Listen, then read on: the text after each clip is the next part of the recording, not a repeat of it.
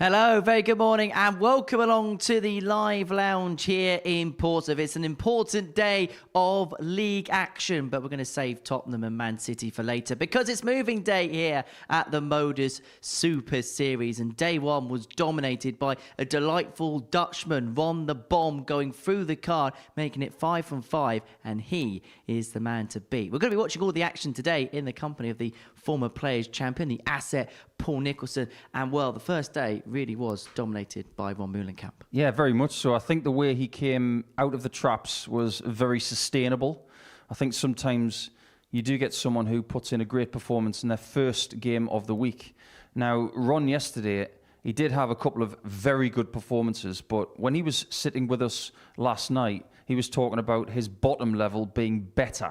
And I think that's exactly what you need in this format. He's got experience, he's got a little bit of brilliance in there, and I don't want to go too early with Ron, but I expect him to get 8 points today.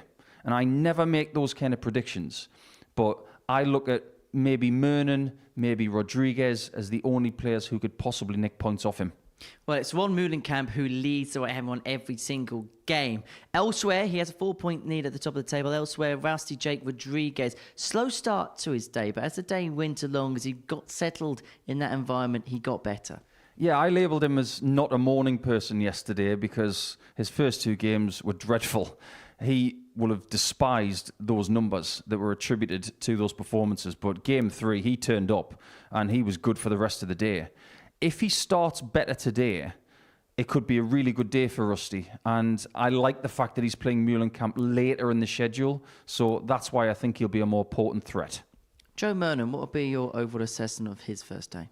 Well, I think his interview yesterday was very telling. He said that it might take him a couple of days to get going. I don't know what Joe's going through with his game. There have been some highlights. That 170 yesterday was brilliant in his last game. But I just get the feeling that in his own mind, he doesn't think he can win this group. And in particular, he can't from the position he's in because he looks at someone like Meulenkamp as someone he's not going to top. But still a great player. It's just a question of when he turns up this week.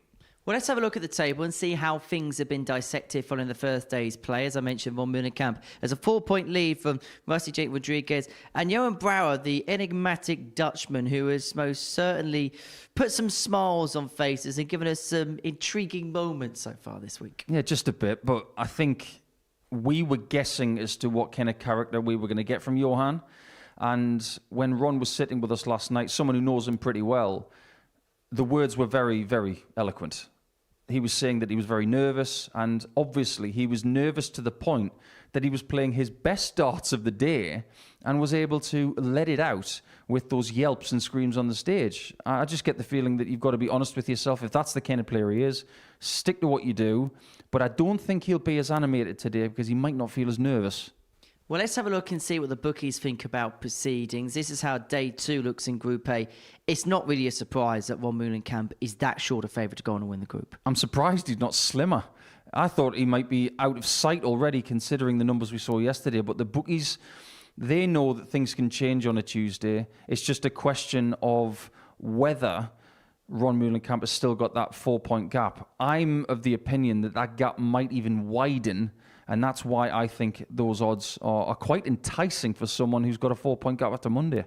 It's 18 plus, begambleaware.org if you're going to have a flutter on the Super Series today. Right, let's get into our first game of the morning session, shall we? And it sees Rusty Jake Rodriguez in action. Lost his first 2 on day 1, but then recovered to win each of his final 3, and he's hoping to put on a bit of a spurt. As far as moving day is concerned, and early on this morning, he caught up with Phil Bars to get his assessment ahead of day 2. Rusty, here we are, day 2 at the Super Series. How did you find it here on debut yesterday? It was actually all right. The first 2 games weren't planned losing it, but I think I managed to do the other 3, so I played all right, and I'm just happy to be here. What was it like walking through the door, and did you know what to expect, or did it take you by surprise? It did take me by surprise. I didn't know what to do whatsoever. I didn't know that we don't bull up, we don't... The timing, I don't know what to do, but I was happy yesterday after the first 2 games. Getting to play 5 games across a session, does that suit you growing into the day? Yeah, of course. I mean, the first 2 games weren't good, but as the day comes along, I'll get better, and just keep on practicing for today as well. From the last time we saw you on TV, we've seen a bit of a tinker in your equipment and style as well, gone from sort of like laying the darts completely down to almost like there's a little bit of a lift in it. What's the theory behind that? I was playing with pain the last 2-3 years. My wrist was hurting, and that's the reason why I just changed it, so it doesn't hurt me anymore. I'd rather play without pain and play good, and with pain and play also good, but I need to take care of my health as well a bit. Whereabouts is your game right now? Definitely not 100%. I'm just keep on trying to find my groove and trying to hit them doubles. Then doubles been not good to me lately, but the trebles come here and then. I'll try to get consistent, but we'll see how it goes. Did you place any pressure or expectation on yourself ahead of this week here at the Super Series? Actually not. I've got a late call, obviously, and on Friday my manager called me if I want to play instead of Boris. I said, I've got nothing to do anyway, so I'll just come here, enjoy it, get a bit of practice. Haven't played, just playing the development tour, so that's probably a good practice thing, innit? Rusty, wish you all the very best today, mate. Thank you. I appreciate it. Thank you. And so the action for Tuesday is about to get underway here at the Live Lounge in Portsmouth. It sees Rusty Jake Rodriguez take on Dennis van der Ende the same way that day one ended yesterday. And well, Rusty Jake in that fixture on day one ran out a comprehensive 4-0 winner. He was 4 from 4 in his doubles, 91 average, 160 out as well. For Dennis, 32 years of age from Nieuw Bunen in the Netherlands. Debut week for the 32-year-old throwing of a 24-gram custom dart. As for Rusty Jake, the 23-year-old from Vienna, made it through to the last 64, the PDC World Championships, and he's RJR number 3, the latest of the Rodriguez assembly line of Austrian darting talents. I've never heard it called that before. The Rodriguez assembly line. Well, that's an interesting way of putting it, but good morning, everybody. And welcome back to Portsmouth. Game on. There's Paul Hinks, your referee for today, and Dennis, who did get a win yesterday, will be looking for more than one.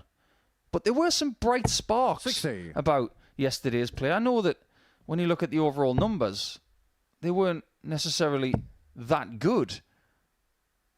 99. But everybody got a ton plus checkout. That doesn't happen every day. No, Rusty Jake with a 160 as far as Dennis was concerned. He found the 45. 127 and gain during yesterday's proceedings. It's fair to say that Rusty Jake got better as the day went along, and because of his strong performances at the end after that slow start, he managed to drag his average up to 82.23 for the day. Was 14 out of 36 on the doubles, so when he got an opportunity in the outer ring, by and large, he took advantage of that chance, just over 1 in 3 in that particular department. What I like about this start from Rusty is he's obviously learned 58. something from yesterday already. He's starting with more of an aim or more purpose instead of flinging the darts 100. with a rapid nature. He's going to try and work his way through the day a little bit better than yesterday, but I applaud the way he 45. played. I stand by what he said in his interview with Phil. He did not play well in his first 2 games, but he figured it out. 44. And wasn't it interesting what he was saying about pain? I think that's something we should touch on in the next leg.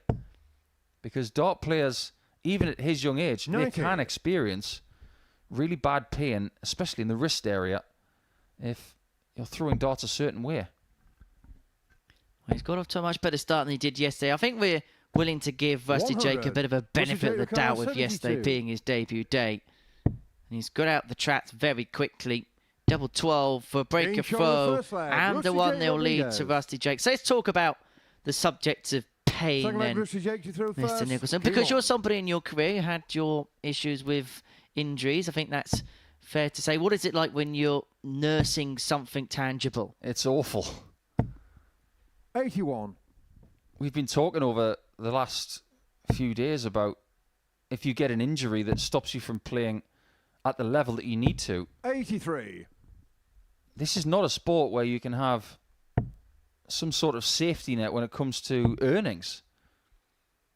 Kim Hybrechts is going to 55. discover that over the next 3 to 6 months. But when you've got some form of injury that is stopping you from playing, you've either got to change 56. it or get that addressed and then have a period where you're going to get back to where you want to be. This is the reason for the grip change, and 140. you're talking to the mayor of grip changes in their career. I had 3 different grips over the course of my 11-year PDC career. 43. And that was because of injuries and pain in the shoulders and in the wrists.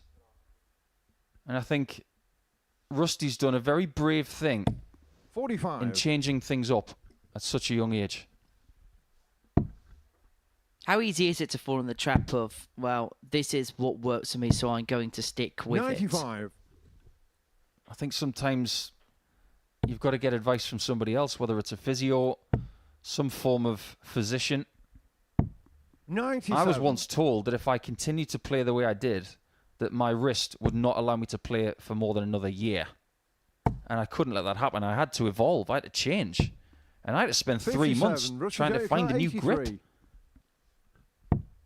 And this is something that Rusty's going to go through, but obviously he's still got a bag load of talent with this other grip because he's 2-0 up. Well, you talk about grip. He's got a firm grip of this contest. He's halfway towards the finishing post. And Game on. with the greatest respect in the world, Dennis has just struggled to get out the trap so far this morning. We said exactly the same yesterday. However, he was 59. in a tight game with Johan Brouwer in game 3.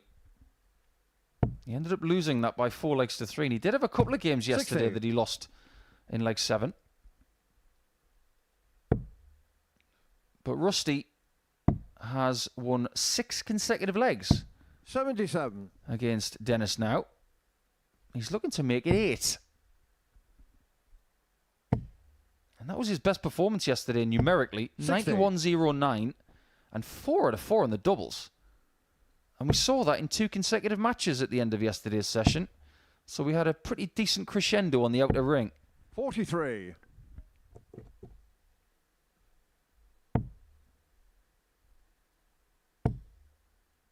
He's a player that you'd expect 100. big expectations from in a tournament like this. He should be having that expectation of going deep, at least making a Saturday, and then once he's there, having a bit of a challenge. 58. That's the level that he has.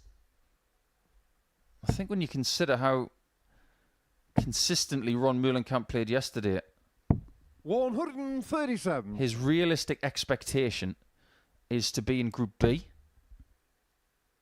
He can still win this group. However, if he's going to, 46. he's going to Russell have to beat Ron 144. today. And 8 points is a minimum. Double 12 again. This has been a really 132. decent performance from Rusty. Well, he said yesterday he may not be a morning person. Well, if this is just the hors d'oeuvre, then we've got quite the special day ahead of us because he's averaging 89.5, 2 from 3 on the 96. doubles, Rusty J. and 12. going about his business quite nicely indeed. Double 6 for a 3-0 Game lead, shot on and the third leg. 3-0 Rusty J. Rodriguez finds Rodriguez. himself in front with a double breaker throw, and now has the darts to win the 12 match Rusty at quite J. the to canter. first. Game on. This is starting to look like Newcastle United and Sheffield United at the minute. It's 7-0 and it could be 8-0. 96. Why am I not surprised you brought that up? Well, give me a chance. I don't get much to cheer about. Think about being an Arsenal fan tonight and having to cheer for your 60. big rivals to try and win the Premier League. Yeah, that's a really interesting dynamic. It'll be fascinating to see what happens. 96. By the way, didn't Liverpool play well last night against Villa? What a comeback from Villa as well. 96. Fascinating part of the year where so many sporting events and sporting tours go into overdrive. 94. Euro Tour Darts is taking a week off, but that will be back next week with Rosmarlin. And that could be something that Dennis tries to 83. qualify for, because there will be a home nation qualifier. And Rusty had a chance to get into the Austrian Darts 137. Open. But like you said in his interview with Phil earlier, he is focusing on the development tour this year, which I think is a very wise move. 92. Well, it's been Rusty full Jacob car, focus from 78. the very first dart for the Austrian. A rare slip, but recovers well with dart 2 to leave double 16 for what would have been a 62. comprehensive 4-0 win. Dennis hasn't had a dart at a double yet in this 170. contest.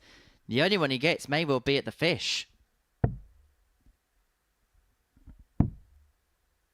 It's a fairly similar level of performance from Dennis 33. here in game 1 of the day Richard Jacob car 16. compared to yesterday.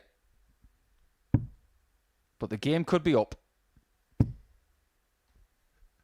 Is this the ender for Dennis? No score. Dennis car 137. Not to be for now, but he is going to have one last chance to save this match, but 137 never looked likely and isn't going to be taken. 44. The last thing Rusty Rusty needs Jacob is car to 16. continually miss doubles to end this match. He just wants to get it done. Doesn't want to undo the good work by missing a handful of the outer ring. 12. Doesn't go. Dennis And car Dennis is slowly 93. ticking his way down towards a double. Slowly is the right word. And that leaves 89. Needed 2 perfect darts to get his first leg against Rusty this week. 41. But now Rusty this will be Jacob match car dart 4. number 8 for Rusty. Where it's dragged his average down by the best part of 10 points. No Oh, and his score. bus has gone the Dennis other car side. 52.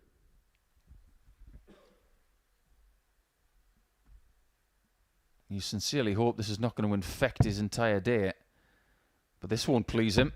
Game show on That's the all. fourth leg. Dennis van der Ende.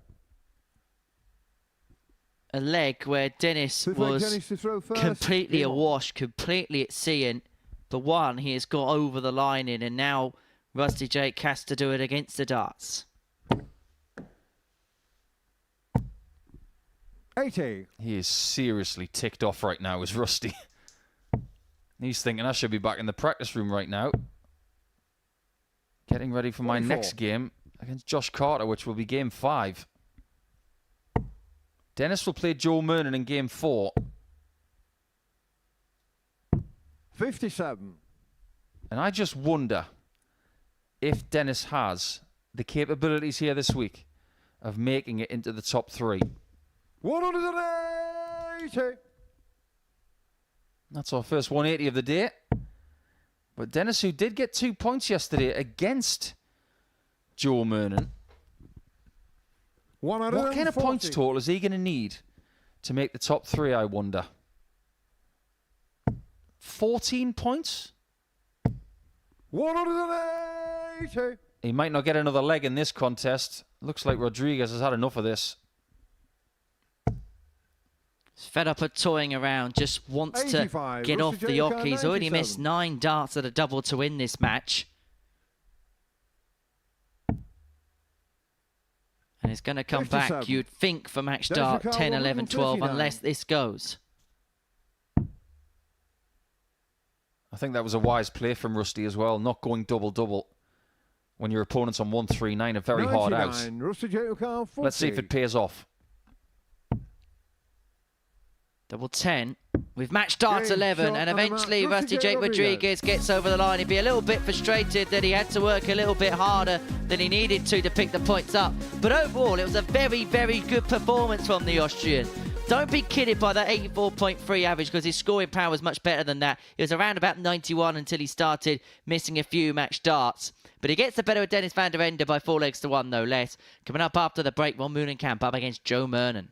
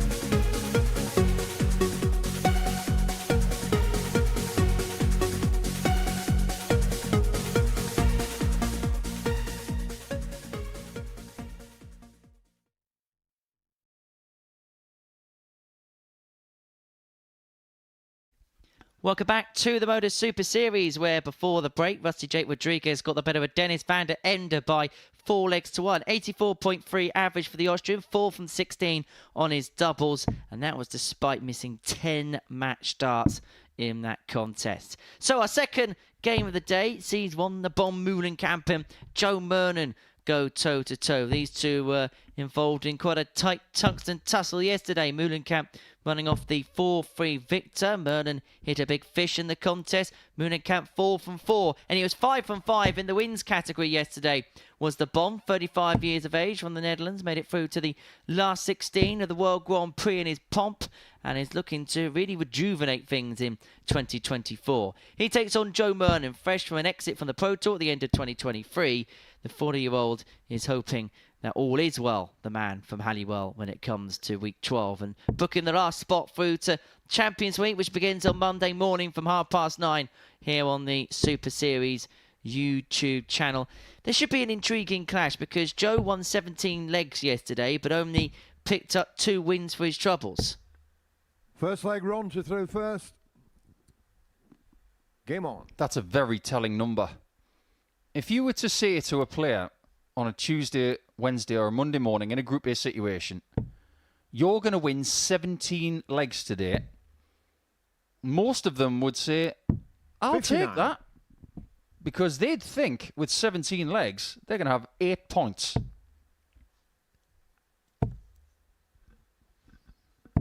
However, 59. it was this fixture yesterday that I believe gave us the best game. Gave us the best average of the day from Ron, 97.03. The 4 out of 4 on doubles from Ron that you've just mentioned, Henry. 98. And that 170 finish from Joe. But that was game 14, where they'd already had 4 games to warm up. We may get a slightly 80. different contest here on Tuesday morning. But there's no denying how well Ron Meulenkamp played yesterday. I thought he was excellent. Indeed he was. And the numbers for yesterday, as far as Meulenkamp 42. is concerned, back it up. A daily average of 91.58. In terms of the doubling, well, it was delightful. 20 from 47. 96. Basically, wherever you looked, there was class and quality. And one of the things I told you yesterday at the end of the show was that when we look at certain metrics, the columns that we focus 100. on are daily average, doubles, amount of 180s, best average of the day, and the best checkout of the day. 77. They're the 5 that we tend to focus on unless something glaring comes up. And of those 5 columns, Ron Meulenkamp bossed 4 of them. He had the best overall average. He had the best doubles. He had the 85. most 180s by a mile. And he also had the best individual game. The only thing he didn't win was best checkout of the day, 46. which Joe got. Ron your car 117. Well, Murnan had a 170 in this game yesterday. Can Meulenkamp find the 117? Double 19 will give him a dart at tops. And 77. it would have been for Ron Joe to have Carl, began today in the same 143. vein that he left off yesterday. But he is going to come back for 3 more to strike the early advantage in this contest. 29. Ron your car 40. You do fancy him to hit this, considering he was 43% on doubles yesterday, which is Getting shot on world the first class. leg, Ron Meulenkamp. And if you think that players come here and they Second can't leg, Joe to perform throw first. at the Game same on. sort of level as pro players can do season-wide, think again. If you're 43% for a Pro Tour year, you are in the top 121. 5%, if not better. Is it time possibly, and particularly if Ron has another really good week this week, to put him in the bracket or close to the bracket of the likes of Harrison, the likes of Duff that 100. have been here, they've done it, they've worn the t-shirt on a few occasions and have performed to a high level every time they're here? Yeah, I think we can. 96. I think we've got to be careful how we categorise Ron. I think at the minute what he was saying to us yesterday was very apt. He's going through an evolution, or maybe Ron Meulenkamp version 3 at the minute, 81. which looks very promising at this point in time. So I think what we do is we see where he stands around November, December time. But between now and then, his first mission is to get a weekly title. Because, yes, he made it to the Champions Night in a previous series, but he didn't win the week. Winning a week would be a really good thing for him this year, if not making another Champions Night. I feel like he was kind of put in a category, and it can sometimes happen when you slowly slide off the tour like Ron did over the last couple of years. You can become a little bit of a forgotten man, and maybe just taking that step back, playing here at the Super Series, playing in other tournaments, is putting himself back in the shop window and bringing some of the best of his abilities back as well. I've got another point to make about that very statement. But first, Joe's going to go for 18 bull, or is he? He's not, you know. Oh, he is. 46. I think he was caught in two minds as to whether 161. to give Ron the shot or try and close it out with the bullseye in 15 darts. Let's find out. Everybody's holding their breath, including Joe. Now he gets to come back. 137. But he's going to have to pin the 42 because Meulenkamp is sat on a double to break. 2 at tops of Murnan. Pitched beautifully. Found with the second level we are, one apiece. Well, Murnan got a lot of shots at doubles yesterday. In fact, he had more shots at double yesterday than anybody. 51 attempts with 17 hits. You don't need to be a mathematician to work, but that's 1 in every 3. 99. And that's not bad. But you just need a little bit more sometimes if you want to get more than 4 points in a day. 108. Now, my point that I was going to make about what you were saying about Meulenkamp, playing here, playing elsewhere. Brian Roman played here last week. He got home on Sunday really early and went to a tournament and made the final. And this was a tournament that didn't have any sort of ranking points for a tour like the PDC or WDF. It was just an independent event. But there were 300 players in it. 59. And he made the final, losing out to Jermaine Wattamina. Now that is what I call drive. Straight from here for a full week and straight into a tournament like that. I applaud it. Well, I think Brian was really disappointed about the way things went in the end. I think he expected a little bit more from last week's efforts, but he is going to be back, that's for sure. And 56. When he does come back, he's going to have that real bit between his teeth. Meulenkamp here is 6 and 164 to put himself 2-1-2 the good. Another one of them. We'll never know whether the bullseye would have been in play. But what he is going to do 92. Is leave things quite nicely upon his return. 72 after 12 has been left. This is going to be handy as well. 127. Maybe not as handy 72. As Joe would have liked. But Ron could close him out. But he won't. 32. They're the kind of darts 79. You are trying to eradicate completely when you're trying to evolve as a player. Well, there's the 9. How's your 50? 47. Ron your car 40. Would have been an on a string shot there from Murnan. Meulenkamp wants tops. Double 10. Oh, wow. No score. That was a severe track as well. 32. That's 2 bad darts in this leg from Ron. He may pay the price. But it just so 16. Happens that he does not. When he comes back 40. For tops. For as much as this game was riddled with quality yesterday, as much as this game has been riddled by nerves right now. But Meulenkamp pins the tops to put himself 2-1 in front and to put him halfway towards the victory post. Murnan spurning a number of opportunities there to break Ron Meulenkamp and to have had the game in his own hands. 45. We've already said good morning to everybody in Europe, Henry. How about a very good evening to everybody around the world who are watching in a different time zone? Quite a few people in our live 55. Chat from Australia, and people have tuned in from Canberra and St Kilda, just outside of Melbourne. A very good evening to you guys. St Kilda is a beautiful 45. part of Melbourne. They don't have the best footy team, because that's the Western Bulldogs. But St Kilda is a gorgeous part of Melbourne. We've got a gorgeous beach down there. 80. Really nice day out. So thanks for tuning in, and thanks for your comments. We can't wait to hear more from you over the course of the day. 95. Got to be careful though with footy out in Australia, because NRL's called footy, AFL's called footy. Footy is AFL. Line drawn. 58. But then again, I did live in Victoria, and that's AFL top heavy. 81. And one thing you find about Victoria is that they're quite bitter. Did you just make a beer joke? Yep. Yeah, VB does actually taste really, really nice in Australia. It tastes horrible elsewhere. It doesn't travel well, just like Guinness. But one thing dart players have got to do 86. these days is travel well.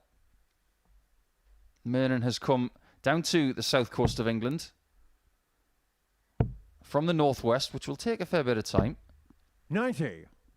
But a lot of people who have come here from ADC Europe or have been invited from the Netherlands and Belgium have chosen to drive here instead of fly because it's so accessible. I think it's a really wise move. 145. We'll talk a bit more about that in the next leg. Murnan 145 isn't going to go. Meulenkamp now staring down the brink of a break.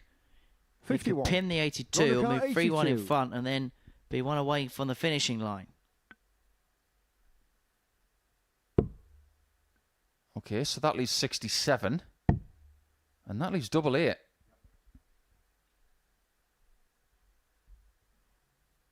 Changes his Oki position for this shot. 74. That may be Jonathan, something he's working on as 94. well, because a lot of players have different positions on the Oki for certain shots or certain doubles. And that last 74. dart was flung away by Jonathan, Murnan in 8. disgust at the fact that he didn't get a dart at a double there. And so 2 4s for King's on the 3-1, fourth and flag. Meulenkamp gets the Meulenkamp. break. Well, you mentioned the point about players and travelling, and Marco Meijer, Fifth the leg, great Ronaldo Dutch first. referee, Game on. was here a couple of weeks ago, and I was spending some time in his company whilst he was over here at the Live Lounge, and he travels over by car, and he just says for him the commute's easy. It just travel through France from Holland. It's not too bad, and then he gets 95. the ferry over from Calais to Dover, and then it's from Dover to Portsmouth, about 2.5 hours in the car if you get a good run of it, down the 60. 25, etc. It was actually easier for people coming from France because there's a ferry just down the road. I think that's one of the main reasons why 100. Portsmouth was chosen as the new venue for the Modus Super Series when we left Southampton. 99. Speaking of Southampton, though, wasn't that where Titanic set off from? And it looks like Murnan might be sunk at the hands of Meulenkamp 139. sometime soon, the way he's playing. Southampton and sinking ships, well, that makes sense. Now. 100. Ronaldo, I know we're in Portsmouth, 167. but you don't have to be like that about Southampton. Alan Shearer played for Southampton. Have some respect. As did Matt Letizia. Makes you 57. think. 110 for the match for Meulenkamp.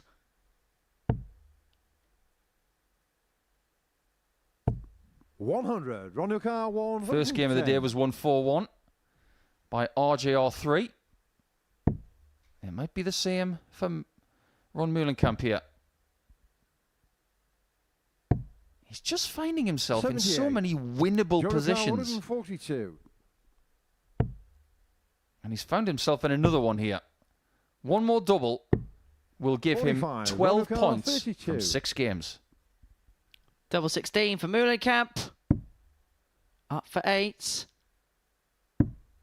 In it goes. Game shot in the match. And that Ron makes Meulenkamp. it 6 of the best for Ron Meulenkamp as he gets over the line against Joe Murnan by 4 legs to 1. continuing his dominance to the top of the group. That the tail of the tape from that particular encounter. Next up, Brouwer against Carter.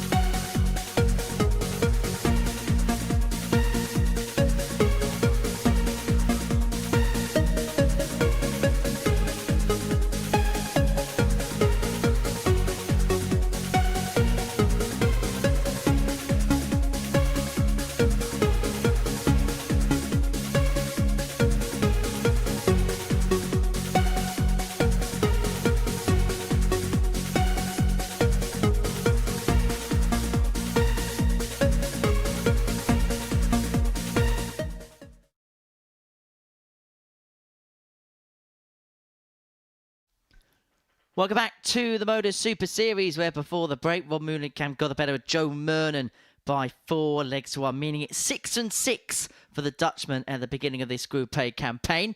Our third and final match from the first round of fixtures sees Johan Brouwer and Joshua Carter go toe-to-toe on the stage. These two ADC qualifiers this week. Josh from the ADC Vault Series, whilst Johan qualified from the ADC European Tour, who I don't know what he was talking about, maybe an extension to his house or something like that with the referee, Paul Hinks. So the 31-year-old has been quite the charismatic character, the man from Urk, second in the Dutch national ranking system, up against Carter, the 32-year-old from Stoke-on-Trent on debut this week, throwing with a 21-gram target dart. It's fair to say that these two are enjoying themselves right now on the stage, and things very friendly before the match gets underway. But I assure you, as soon as game on is called by Paul Hinks, First leg, Johan to throw first. Game on. it's business time. It is indeed. And I just wonder how he's going to handle today. Ron Meulenkamp was telling us yesterday he was extremely nervous, and he did 59. act that way in his first and second games. But he did win them both. So maybe nerves aren't such a bad thing after all. 60. People look at nerves in a negative way. If we didn't have them, you wouldn't have that adrenaline rush that 58. allows you to do somewhat superhuman things sometimes. So maybe he plays better with nerves than without them. 22. But we have to say, 6 points on debut day, that's a really good turn. And he found himself in third position in the table overnight. It's all about channeling those nerves, so in the right way. Nerves could be a good thing when they're 140. harvested correctly because it means that you got that will, that want, that desire. But what you don't want it to be is all encompassing. That's true. That's very, very true. You've got to harness them properly. 68. You've got to breathe. You've got to accept that nerves are going to be there. You've got to work with them instead of trying to eradicate them. That's impossible. 100.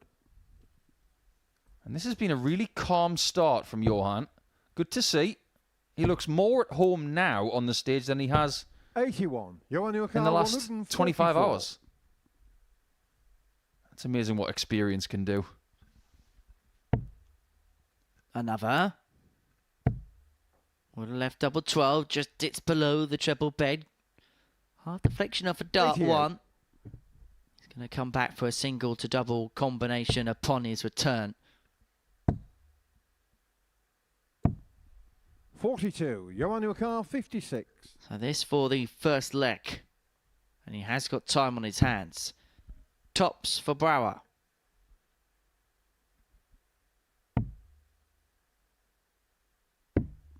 $36. And Josh has got to try and get into this leg somehow. Got to ask some sort of question. Maybe something like a maximum would have helped him. But he didn't get any yesterday. 44. And that is a box he would like to tick 20. today. Double 10. Up for 5. Now has a look across, so he may split this 2 double 4. Indeed he does. 12. It was almost the perfect play. I accused him yesterday of maybe looking at the scoreboard a bit too much yesterday. In spots like that, it was the right thing to do. 121. Johan Newcar, But you do get the feeling he might have to hit this double 4 now. Getting shot on the first Warning leg. well Johan heeded Brouwer. from the man from Urk. I've just done a little bit of digging on Second the leg, Josh, internet, you through first. Game on. looking at where Urk is in the Netherlands. It's east of Amsterdam. Lots of water around 100. Amsterdam, of course, one of the lowest lying countries on earth. But if you go east of there, you stumble upon a place called 140. Lelystad, which is where Ron Meulenkamp is from. And just up the A6, Urk is on the coast, not far from Emmeloord. 43. Looks like a really nice place.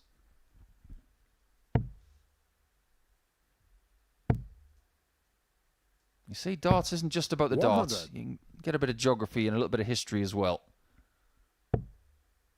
Because we do have people tuning in today from all over the world, 58. including someone from Southern California. So thank you very much for tuning in if you're that person. Just having a look at Urk a little bit more. It was first 91. mentioned in historical records dating back to the 10th century. Its flag, it's got a fish in the middle of it. 44. Johan Newcar, 170. Which goes back to its fishing boats and its maritime heritage. That makes sense to me because it is right on the water. 58. Bit like Portsmouth. So maybe he feels at home here. Likes to be beside the seaside and he likes to be beside the sea. But it's the tungsten tide going 85. to Johan move in Newcar, his direction 112. right here, right now, because Josh Carter is swimming against the current. Yeah, he is a little bit.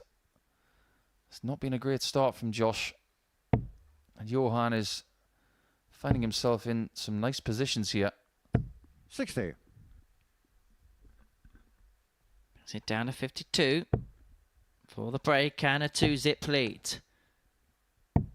There wasn't a 23. massive amount Johan Newcar, 52. of distance between their averages yesterday, these two. Johan, 76.5. Carter, 73.5. But there may be a bit of distance between Getting the shot on two the of them in second this leg. game, Johan which is Brouwer. 2 legs now. Third leg, Johan to throw first. I think the entire group were all right on doubles yesterday. 33% for the Game on. entire group. But these were two of the players that were below that mark. And the overall number was hiked up by the brilliance of Rodriguez and Meulenkamp. 60. Well, it's a population of 21,000 just over, and it's home to 2 very good darts players, because not just Johan that lives in 59. the town of Urk, as does Gert Nentjes. Oh, I see. Yeah, he's rather good. 99. It's not the biggest country on earth, but my word, it does not punch above its weight in certain sports. 134. Brilliant footballers, brilliant speed skaters, brilliant cyclists, brilliant dart players. And they've had some pretty 100. decent golfers over the years as well, even though it's not a country that has a massive heritage in the game. Robert Jan Derksen, he was 81. I think he was the first Dutch player to win on the European Tour, as it was called back then. Joost Luiten has won multiple times on the DP World Tour as well. Fabulous chap and a big darts fan. 134. And Johan is a big fan of that shot. But he has been somewhat less animated in this first game of the day 60. compared to yesterday. Johan Carr 108. Time will tell if he's less loud. It's for 3-0. 48 tops was the play there.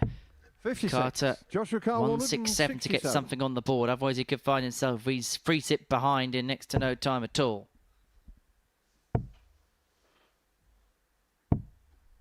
$80. Johan Carr 52. So far, 2 hits from 8 attempts. Josh has not had a dart at a double yet.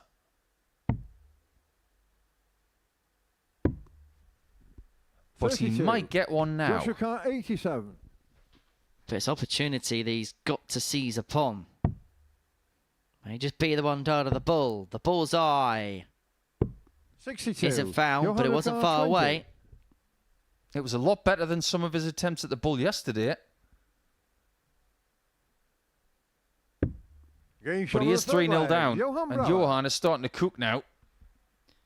Well, I've actually found Ball for a Josh to throw first. folk Game on. tale from the town of Urk. There's a famous Urkish folk tale which 81. parents tell their children when they want to know where they're born. The tale involves a large exposed rock which could be seen in the Isis Mile, about 30 meters, 98 100. feet from the shore. The stone is known as the Omnebonleneisen. Urkers often tell their children that there are two kinds of people, 95. Vrienden, which are strangers, and Urkers, people from Urk. And according to the folk tale, strangers are usually born from a cabbage, or a stork brings them to their new 100. parents.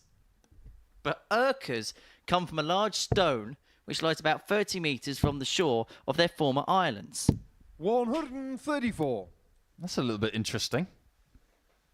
Maybe that's one of the reasons why that children's program was born, the Cabbage Patch Kids. Anybody remember 60. that one? Or am I just showing my age? You're asking somebody who wasn't even born when the Teletubbies 44. came out. Oh, give me strength. Well, in our chat, someone has said that I said that a 147 100. Joshua Carr was easier than a 147. 9-darter. I don't remember saying that. Well, Josh is not going to take a 147 on the dartboard. 97. Johan Carr 141. We'll come back to that topic at some point because that hasn't been talked about enough over the last couple of years. 141's not going to be done by Johan for his 4-0 victory, which would make him very happy. However, 101. Josh Joshua Carr will have to 50. hit this 50, you feel. Tops. Double 10. 40. Doesn't Johan go. Carr 40. So Johan is back for the match, wanting Tops for a 4-0 victory. And Game Tops shot is on the match, found. Johan Brouwer. And Johan Brouwer gets the better of Joshua Carter by 4 legs to nil. An 80 average in the end. 33% on the doubles. It was enough to get over the line for the Dutchman. Well, that puts to an end the first round of fixtures as Johan has a chat with Paul Hinks about what he was throwing in that match. That was what he was throwing in that match. The stats on the left-hand side of your screen. We're going to take a short break. When we return, Joe Murnan takes on Dennis van der Ende.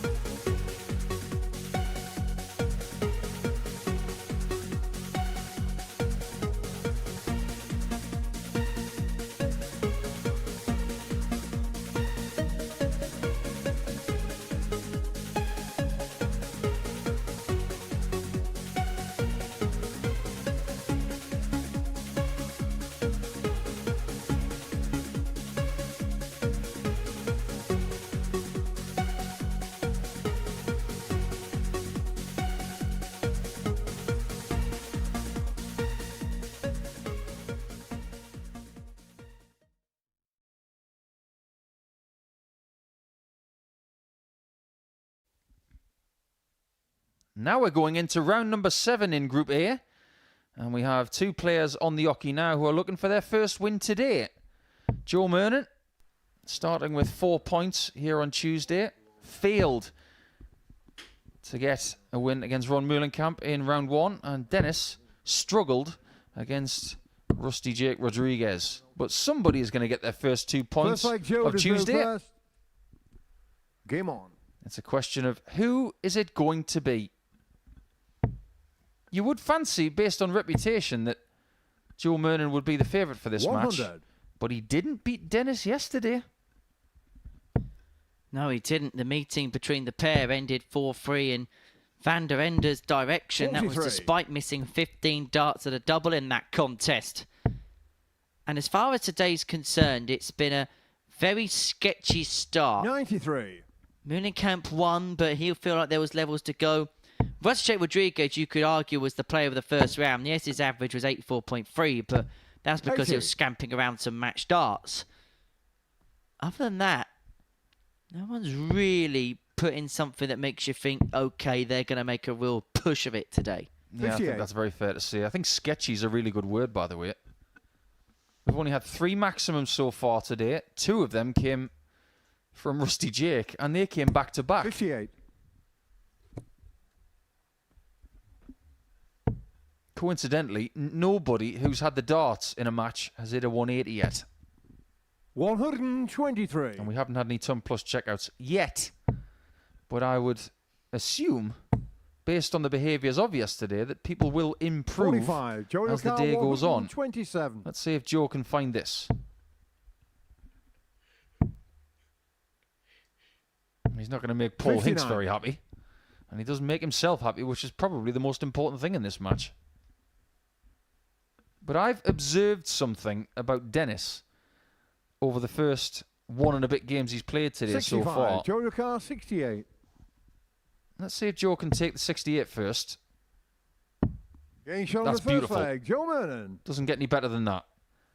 But when Dennis hit the treble 20 in that first leg, his second dart did something that also happened in his first match. It hit the flight and it landed on the floor. Telling me that maybe 134. he doesn't have a great deal of strength in hitting 180s because his collisions are just a bit too fierce. The fact that he 45. didn't get any maximums yesterday tells you that maybe that is the case. So if he's going to succeed here this week at any point, that ton and 140 column has got to be 57. stacked.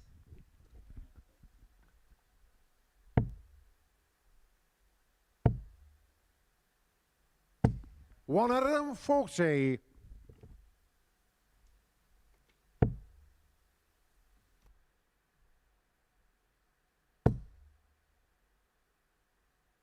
$59.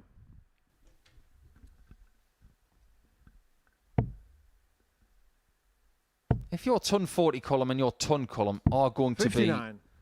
at the level that will be competitive here this week, where do you really want to be after 9 or 12 darts? Well, this is a lot better, but did you see what he did when he got 2 treble 20s there? He didn't want to have the kind of dart 100. that you remember in a bad way. 114. He didn't want to knock that second one out and for the third dart to be rejected. They look heavy, those darts. How heavy is he hitting? 94. But he even hit his own flight on that top shot. 157. They're what you'd call bunker busters, wouldn't you?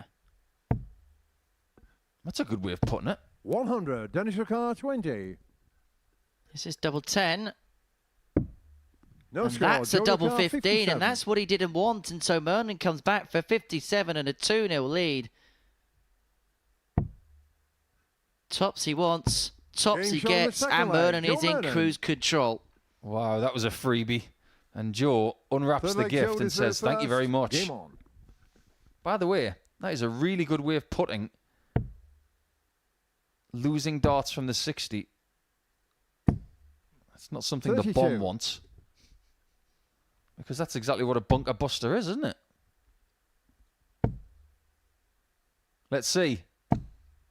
Could have been his first max. 140.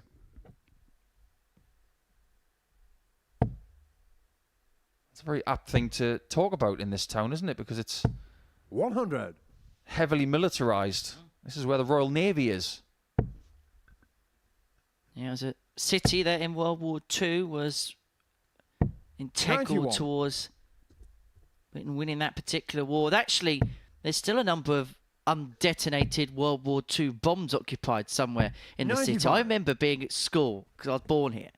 I remember being at school when I was about 10, and there was an undetonated bomb which they discovered literally outside 58. the school on the road. So they had to shut the road, had to shut the school down. We had the whole day off school because they had to detonate a safe explosion of this World War II bomb, which was still 140. live and active. Very interesting stuff.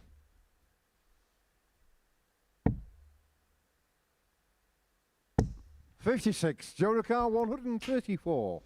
Now, Joe's looking for something explosive himself here. Now, based on Dennis's position here, I think 92.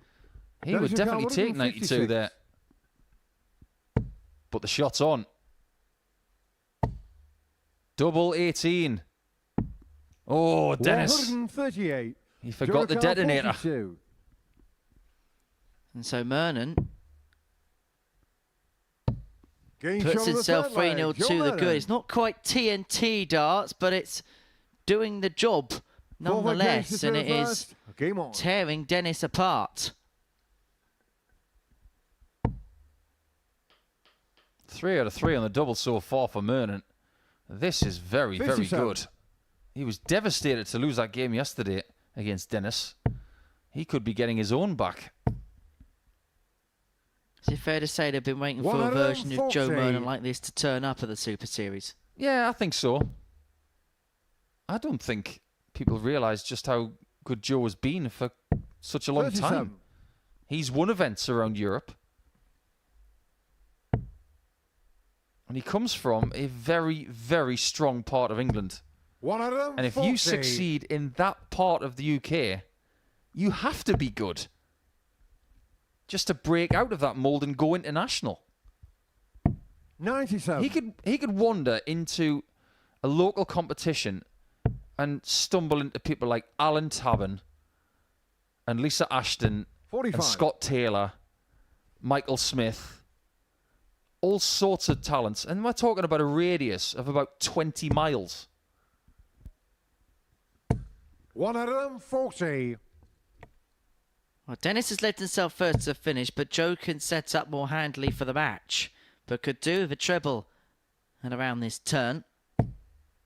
Couldn't find it, and so 45. maybe for the Dennis first Ricardo, time, Dennis has got 170. another bit of an up in the finishing stakes. Missed the double for the 156, isn't going to go at the ball for the big fish. 58. Joe Car 131. This shot's on. He hasn't missed a double in this match so far. But 71. technically, Dennis he Ricardo, still hasn't. 112. This to save the match. Needs to find the treble here. What can he find? None of it. And so Murnan comes back for a 4-0 56. win. Joe Car And 60. the early passion of play here is the difference between the top three and the bottom three becoming air apparent. Tots a Game 4-0 shot and the match, success, Joe Murnan. and Murnan runs away with proceedings. He beats Dennis van der Ende by 4-0. 4 from 4 on the doubles. Real good performance that from Joe. Just beginning to really build, isn't he? 88.41 the average, 100% on the doubles. He beats van der Ende by 4-0. Coming up after the break, we're going to watch Rusty Jake Rodriguez in action up against Joshua Carter.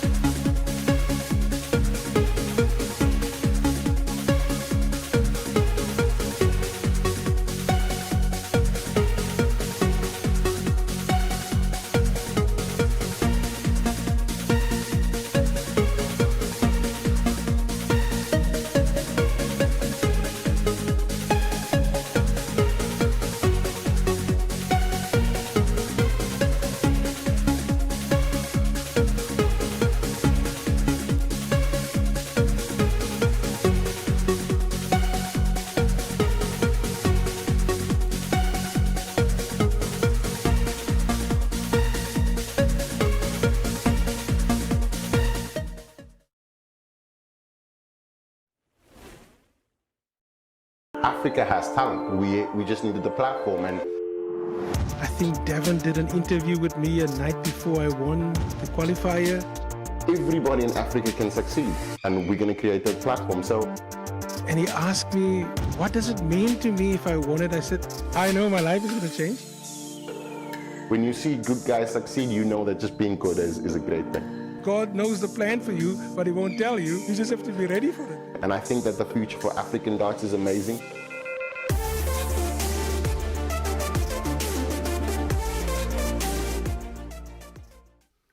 The Modus Super Series announced last week a partnership with the African Darts Group to ensure that there will be an African representative at every single Modus Super Series beginning from Series 8. A great incentive which is being led by the likes of Devon Peterson and Simon Adams, who have been two real trailblazers here at the Live Lounge in Portsmouth over recent months, and the opportunities for players across the whole of the African continent will become apparent in the next series. It's a great incentive, and look, if we want to call ourselves a global competition and we want to call ourselves a global sport, we can't ignore a continent which has 1.2 billion people on it and has an infectious energy for the sport. Absolutely right, and don't think that we're going to stop there, because we want more players from Australia, we want more players from New Zealand, more players from South America as well, and that won't stop us 78. from continuing to look for players in the Northern Hemisphere as well.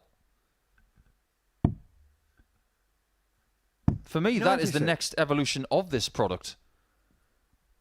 I think what we've done, from playing darts at home to going to a studio in Southampton to coming here, that continual evolution has been for the benefit of everybody involved, and more than anything, for the players.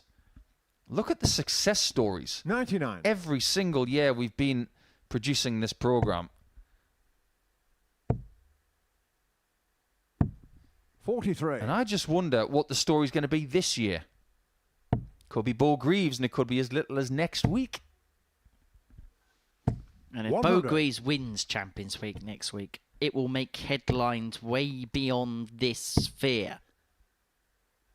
134. There's no reason why she can't. Well, as far as these two guys are concerned, 68. they couldn't really have started their day in more contrasting style. Josh lost his first game by 4-0 against Brouwer. 13. Russell J. Car 38. And Rodriguez probably should have won 4-0 against Dennis. 22. Joshua Carr 138. But he did win 4-1 with a pretty good performance. And Rodriguez is going to come back. Oh, no! Russell J. Car 138 and no score alert. Ouch. Is it going to hurt even more? It does. Shot on the first leg. Rusty J. Rodriguez. Oh, that's like finding chewing gum on the bottom of your shoe. Second leg, Josh to throw first. 1-0 Rodriguez, and Josh finds himself in a bit of a sticky situation. 58. Now, one thing that Rusty's done really well is he's hanging on to the coattails of Meulenkamp in the table. 81. By the time they meet in game 12, I don't think he can lose. 140. I think he's got to beat Carter. I think he's got to beat Brouwer. And he's got to hope that somebody can do him a favour between now and then. 58. And those favours for him will hopefully come from Brouwer or from Dennis van der Ende. 60. I'm not sure that's going to happen, though. I think the mission for Rodriguez today 100. is to go through the card, and if he can beat Ron, he'll be within touching distance of him tomorrow. That has got to be the mission.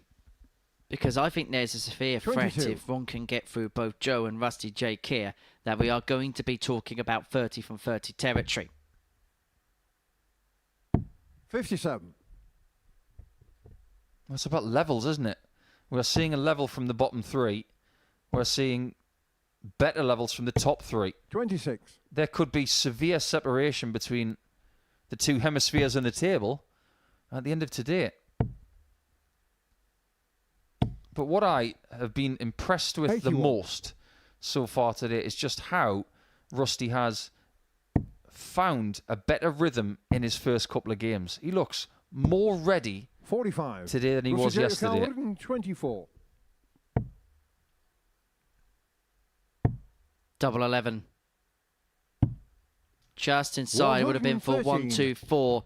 Carter comes back for the 150. Yet to see that elusive ton plus checkout today, and Carter's not going to treat us to it on this occasion. And so Rodriguez back for the 11 41. to make it 2-0. 11.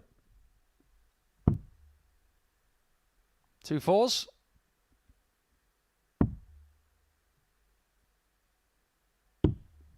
Game shot on the 2 second twos are leg. good. Rusty J. Rodriguez.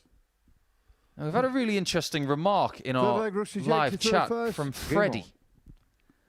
What about players from Greenland and Siberia? Well, 58. Greenland is technically Denmark.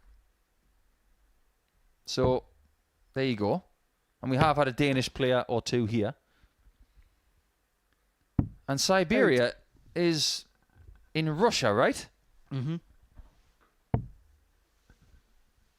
And we were supposed to have a player here this week 55. who has been from there all of his life, in Boris Koltsov. But Boris was unable to attend, and that's why we've got 83. Rusty. Not exactly the worst substitution. It's a bit like getting Ole Gunnar Solskjaer off the bench, isn't it? You could get players from 94. both sides of the Arctic Circle. The only issue is they'd be polar opposites. 49. Moving swiftly on. 60.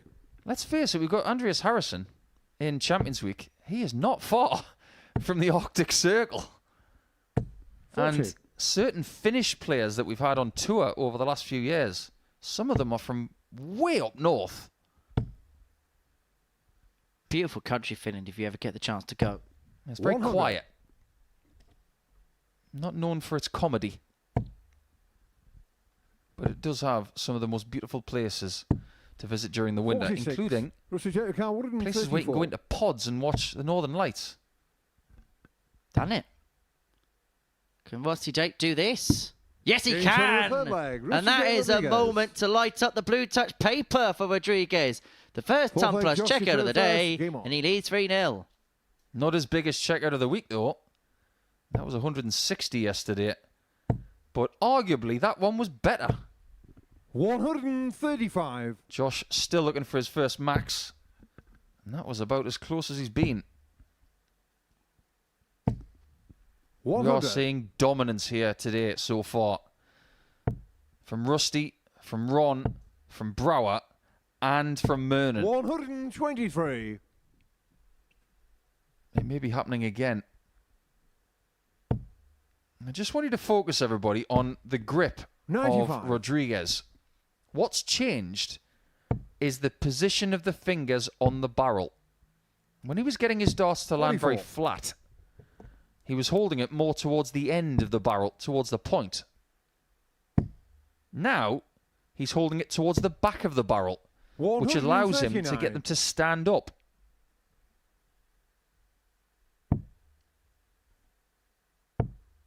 If he was to hold it towards the middle, the darts would go in at a somewhat 59. neutral angle, but he Rusty wants them J. to stand to 167. attention. That's why he's got the grip further back. That's just the way that darts work. Well, so far today, we've seen 2 4-1s, 2 4-0s, Josh and O'Connor, Rusty Jake 140. here is on the cusp of there being another scoreline like that. It has been dominant by the top 3 so far today. 100. Thank you. Rusty J. 28. And this double 14 to seal a shot on the 4-0 mark, Rusty J. success with a Rodriguez. 13-darter. Rusty Jake Rodriguez in the space of 8 minutes flat beats Joshua Carter by 4 legs to 0. The top 3 really are taking command.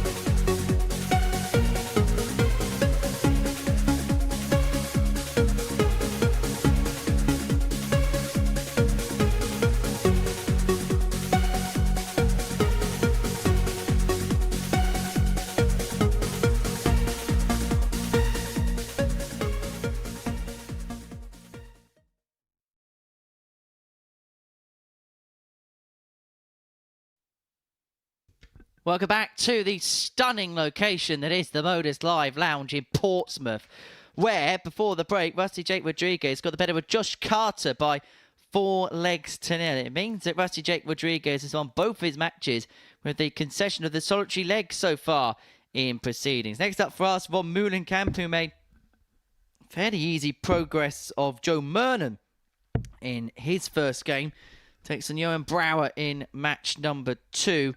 Now, as far as these two are concerned for the first round's worth of fixtures, only a couple of points between them. 83-63 for Meulenkamp, 80.16 for Brouwer.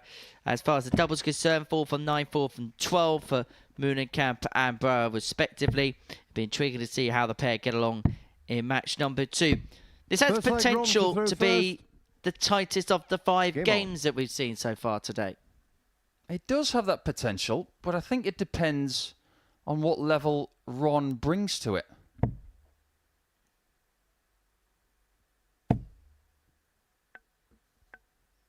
If we look 100. at the best performances that they had yesterday, they were poles apart. Brouwer's best average came in his first game yesterday on debut. 81.22. He's yet to better that today. Whereas Ron was over 97. That tells you maybe that their levels are just a little bit apart 62. at this point in time. So it proves to me that if Ron turns up, he wins. 100.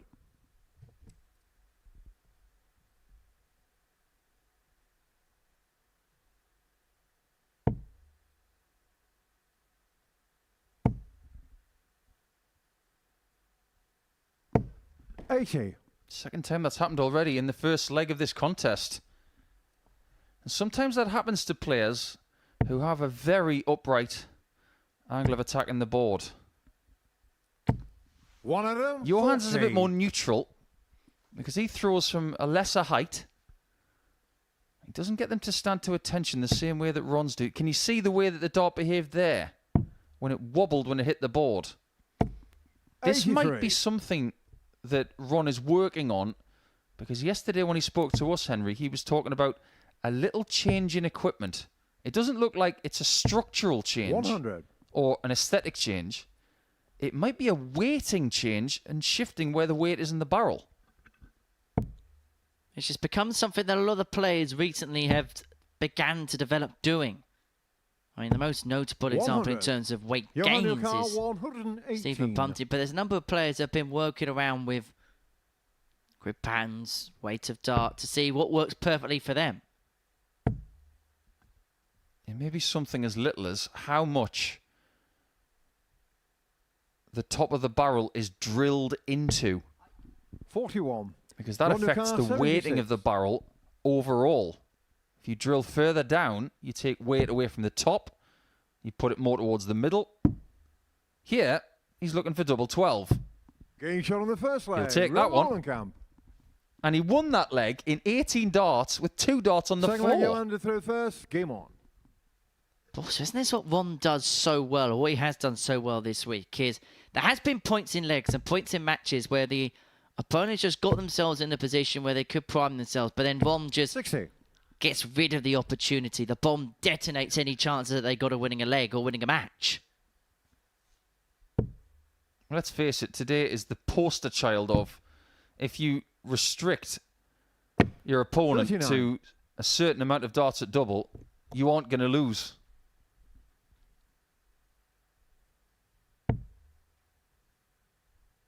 That is now 3 darts on the floor for Meulenkamp in this match, and it's 60. only the start of leg 2. But think about the people that have lost today.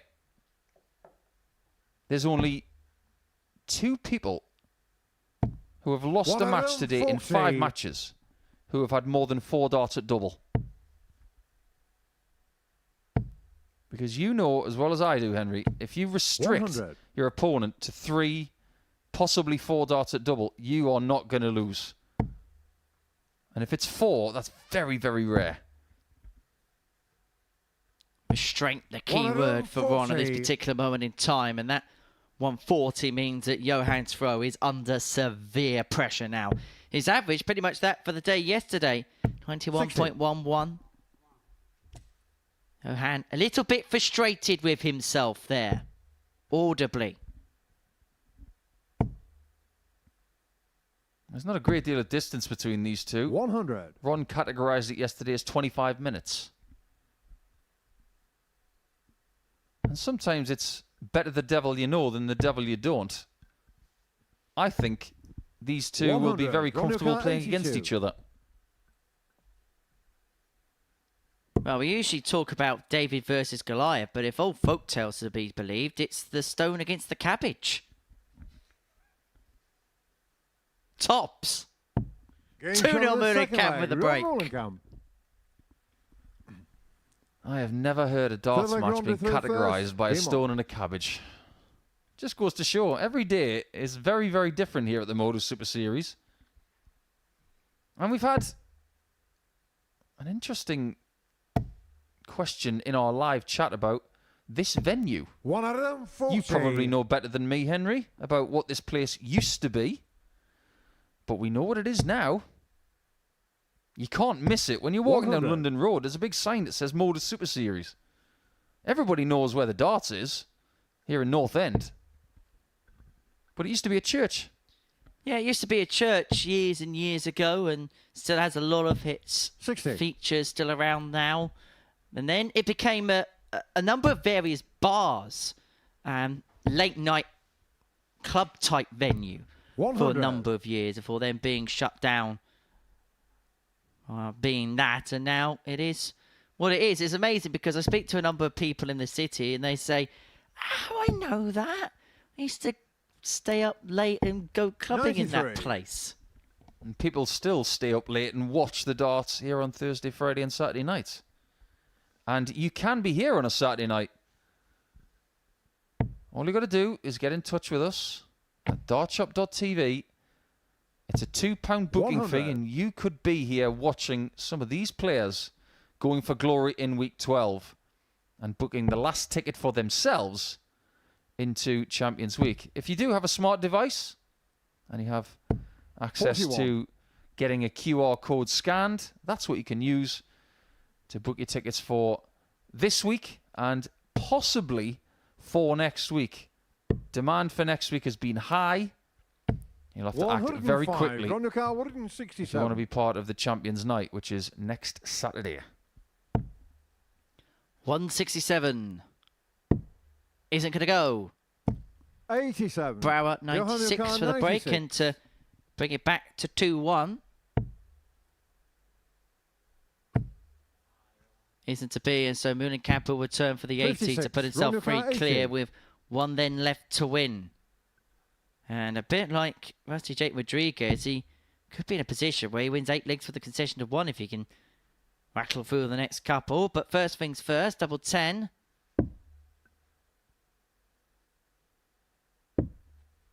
70. Hasn't gone, and so Johan Johan Brouwer 40. is back.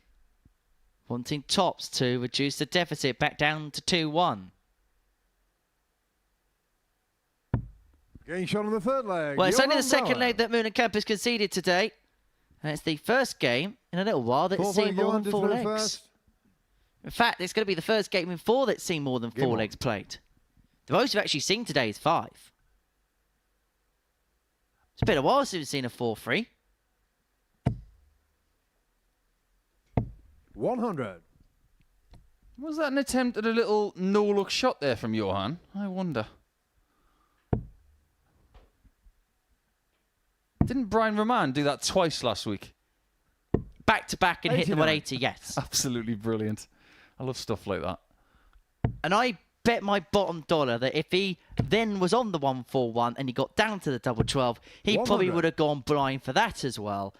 I think people here at the Modus Super Series over the last few months have set their stall out to try and get an iconic 9-darter. We know that Connor Scott has given himself this challenge this year of getting a 9-darter with 3 100. bulls at the end. Well, I hope he gets it.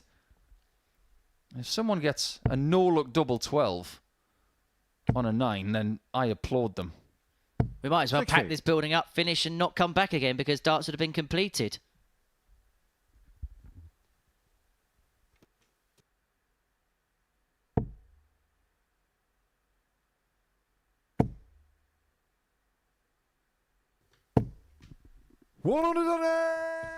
Maxi from Meulenkamp, it's been quite a dearth of them so far today. In fact, only the fourth that we've seen in this session up to press. First 180 since game 2. 99, Ronuka 132. Let them come. But now, we're not looking for 180s. We're looking for some champers. Now, is the bull the right shot here? It almost was. 92. Johan He hopes that Johan hasn't got a 142 in the locker. Has he got the key first? Well, the locker's open. Has he got the 142? 102. Almost brilliant. Ronuka 40. Meulenkamp for the break. Game Finds shot the tops. The leg. target Rob Brouwer's Meulenkamp. just missed. And I think if he hit that on the back of the 142, I think we would have seen him Fifth leg round is spontaneously first. combust Game in on. celebration.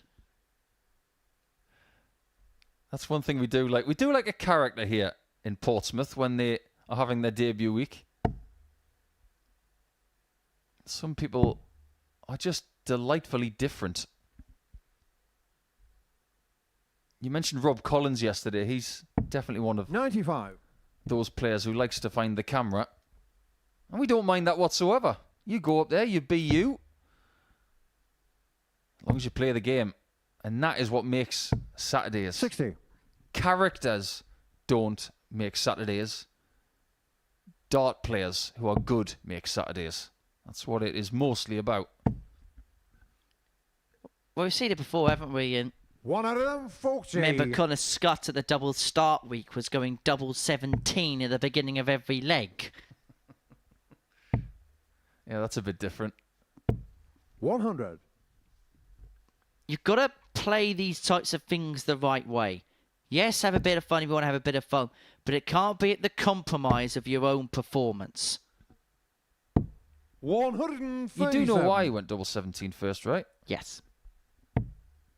He's trying to do the reverse Jamie Caven. 100. Ronuka There's nothing in reverse 159. here. Ron Meulenkamp has found next gear. This has been very, very good. It's 93. almost as good as we've seen from Ron this week. 97.07 is average right now. His best average yesterday was 97.03. 41. Ronuka 36. You could say he's getting better. 99.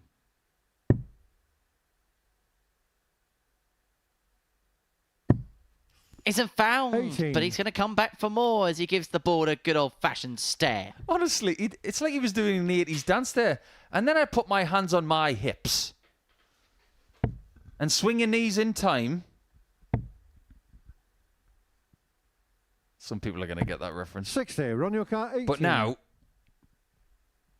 he doesn't want to do a time warp. He wants to win the match. Oh! Johannuka 140. And he slipped inside the single 20. Is that going to be a vital error? Brouwer missed a dart at the double for the 142. He's not going to take out the 140. Meulenkamp back for the double 9. 100. Ronuka 18. What's he going to do this time? Same again. No hesitation. Well, it looks like a good marker. I think there's a possibility here he could hit this and knock that one out.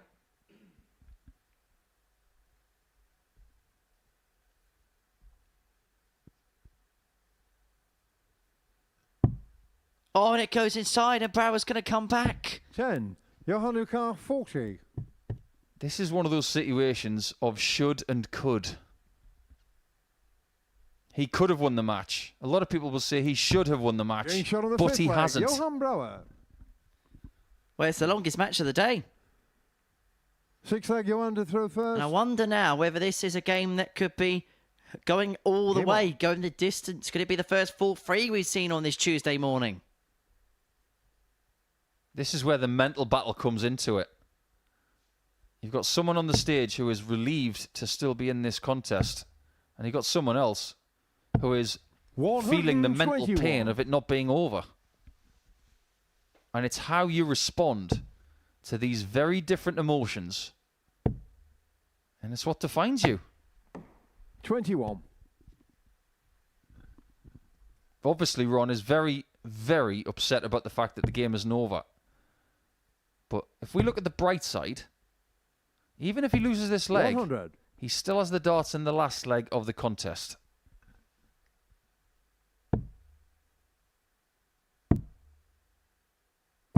That 115. was a very effective switch. He decided not to aim on those last two darts. It worked really well. But Johan is already speeding 100. towards the finishing zone. Is I'm just beginning to think about those missed opportunities somewhat. 44.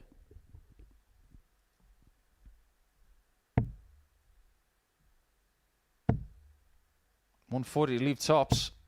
100. Settles for the ton, and why not? He's got a massive lead here of 241. Not for long. 140. Still not enough to get to a finish, so Johan's got time on his side this time. He might not need time. We go all the way for the first time today. Meulenkamp has had darts to win this game 4-0 and 4-1, but we go all the way to a final leg decider. There's somebody in the practice room right now thinking, come on, Johan, do me a bit of a favour here. However, Johan could do himself a favour by winning this last leg. 140. He currently sits on 8 points in the table. If he gets to 10, he stops Ron 100. at 12. That puts him in the frame. There are so many things on the line here in this leg. Rusty Jake Rodriguez would love Johan to win this match. 60. And if Johan does win, it's another week when nobody gets 30 points from Group A. The curse will continue. 60. McEwen's come close. Payne's come close. Mitchell's come close. McGurk's come close. Spellman came close as well, didn't he, once upon a time? I remember Jared 96. Cole. A couple of years ago in Southampton, won all of his games on Monday and Tuesday, but didn't get the job done on the Wednesday. But he did still win the group. 140. This one is very finely balanced. I'm sure Jared Cole will be more than happy for us to reference another scar of his live on the commentary box. That's a good score. 135. Still got 24 points and won the group. Ron is going to have another chance to win this match to continue undefeated in Group A here in week 12. 100. Ron Newcastle. So Meulenkamp 70 for the match.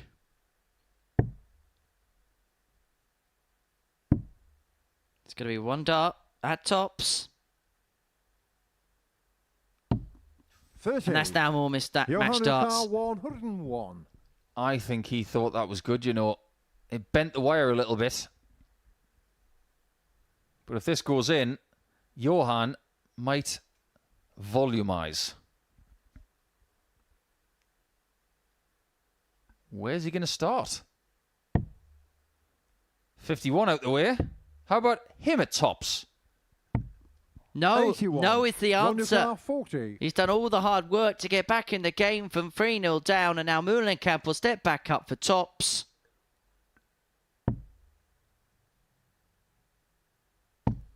Double 10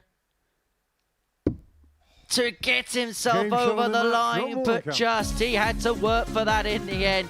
Johan Brouwer had an opportunity himself to win that match. He'll be disappointed not to have taken it. However, that's the tail of the tape from that particular encounter. Meulenkamp a 4-3 winner. Carter and Murnan is after this short break.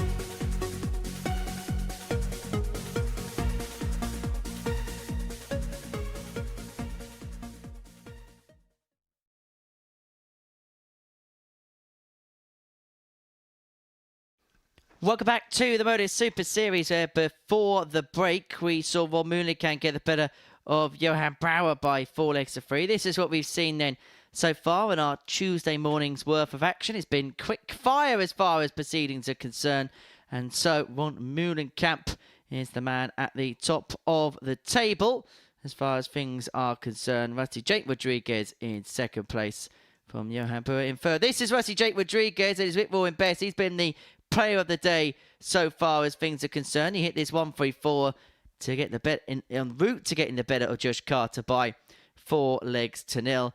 And so this is how the table looks as a consequence of proceedings. Meulenkamp 14 points on Rodriguez on 10, Brouwer on 8, Murnan 6, Ende and Carter both on 2 points. And Murnan in action now up against Josh Carter. It's our 7th game of the morning session here in Portsmouth. Hasn't been a great day for Josh so far. What he really wants to do is to get his first leg of the day first. And then he can start thinking about getting an overall win.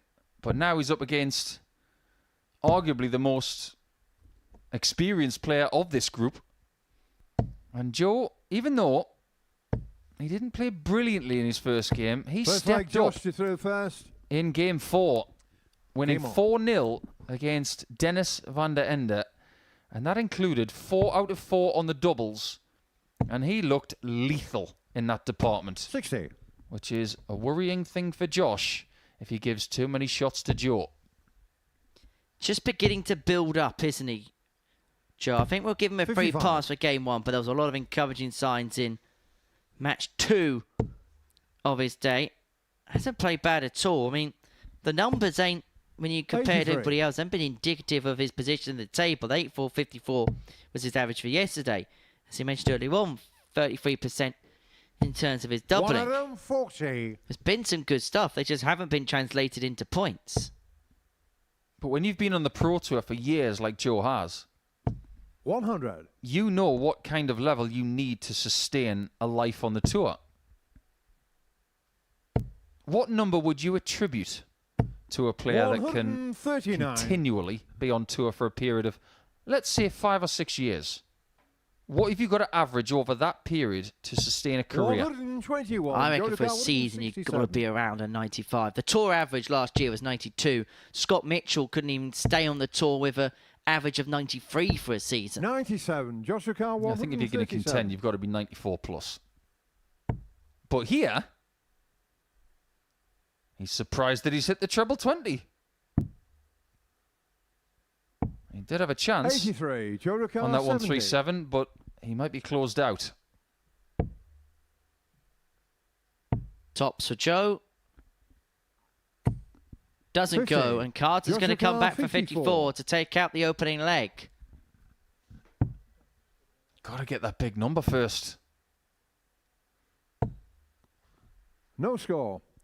Joe Carr, 20. He's mystified. I'm mystified. Joe doesn't care. He just wants the leg. Game And he shown takes the it. first leg. Joe Murnan. I think Second what we're leg, Joe starting to to throw see first. Game on. is how brutal darts can be when you're up against some very good competition. 60. And speaking of average levels, if you're going to contend to get through to a Saturday, my opinion is you've got to average around 85. And in some weeks, a lot 63. more than that. But if you're going to get through this group, you're going to need to get closer to 90, the way that some of these players are starting to step 100. up. It is looking already at this midpoint of Group A that Carter and Dennis 100. will find themselves in Group C. And if you think that's going to be easy, think again. Well, Scott Baker entering the equation is a very dangerous 140. proposition. A man who you could probably put up there as one of the best players who've never won a week here at the Super Series. You could probably put him in a top 10, top 16 bracket. 60. He's got a really good record of making Saturdays as well. He's made 3 Saturdays from 4 attempts. But Chris Hurds will be here. It'll be interesting to see what he brings, apart from 43. a very bright Mohican. But At this early stage, I put as favourite for Group C, 81. Ryan Finesse. Jodokar 158. He's made 5 Saturdays out of 7 attempts. That's a really good hit rate for the man from Salisbury.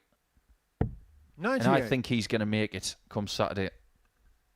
The first person ever in Modus Super Series history to win a 9-dart shootout. Wonder what we're going to see 97. as well from Jodokar Ryan in 60. terms of the golf attire on Thursday. I'm sure you're going to be a big fan / critique of his clobber. 2-0 to Shaggy. Joe Murnan. Looks like it's clobbering time, if you're Joe. Third leg Josh. We're going back down that rabbit hole, are we? Probably shouldn't. We've already had the punk a couple of weeks ago with Johnny Haynes and his despair in not making Saturday. My word. What a day that was. But Joe Murnan is 100. meandering through this game.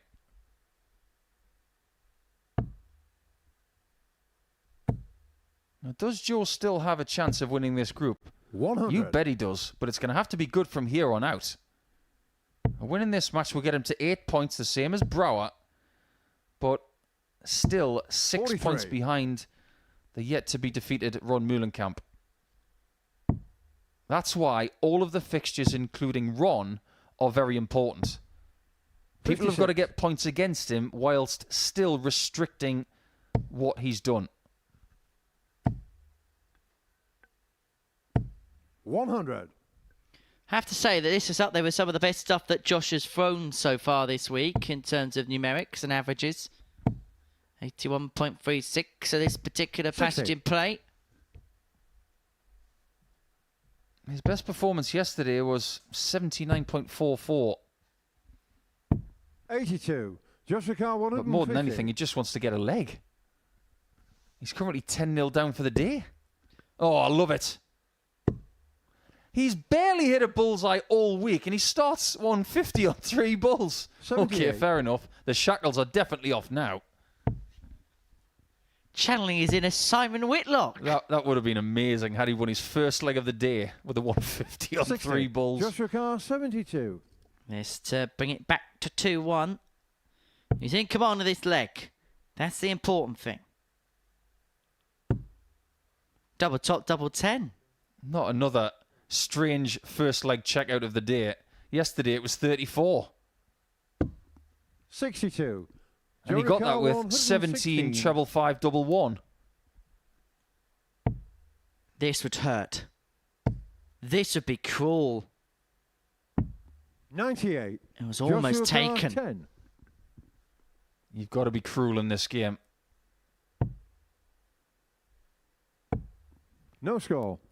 Joshua That Carr, dart, the single 18. one, was in a different postcode. That was in Stoke near Hailing Island. Never mind Stoke-on-Trent. 14. Joshua Carr 10. Josh has got to settle here.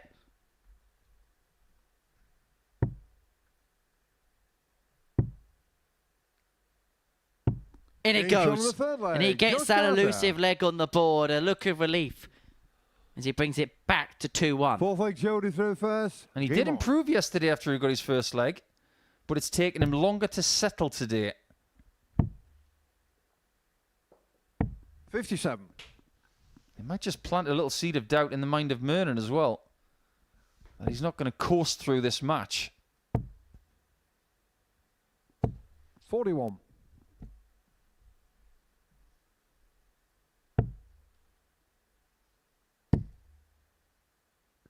Darts matches are hard to win 43. when they're like this. When you feel like you're not playing your best and your opponent isn't either.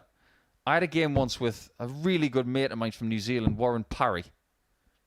We played the first 34. match of the Sydney Masters. It was an awful game. And at the end of it, I was just glad it was over.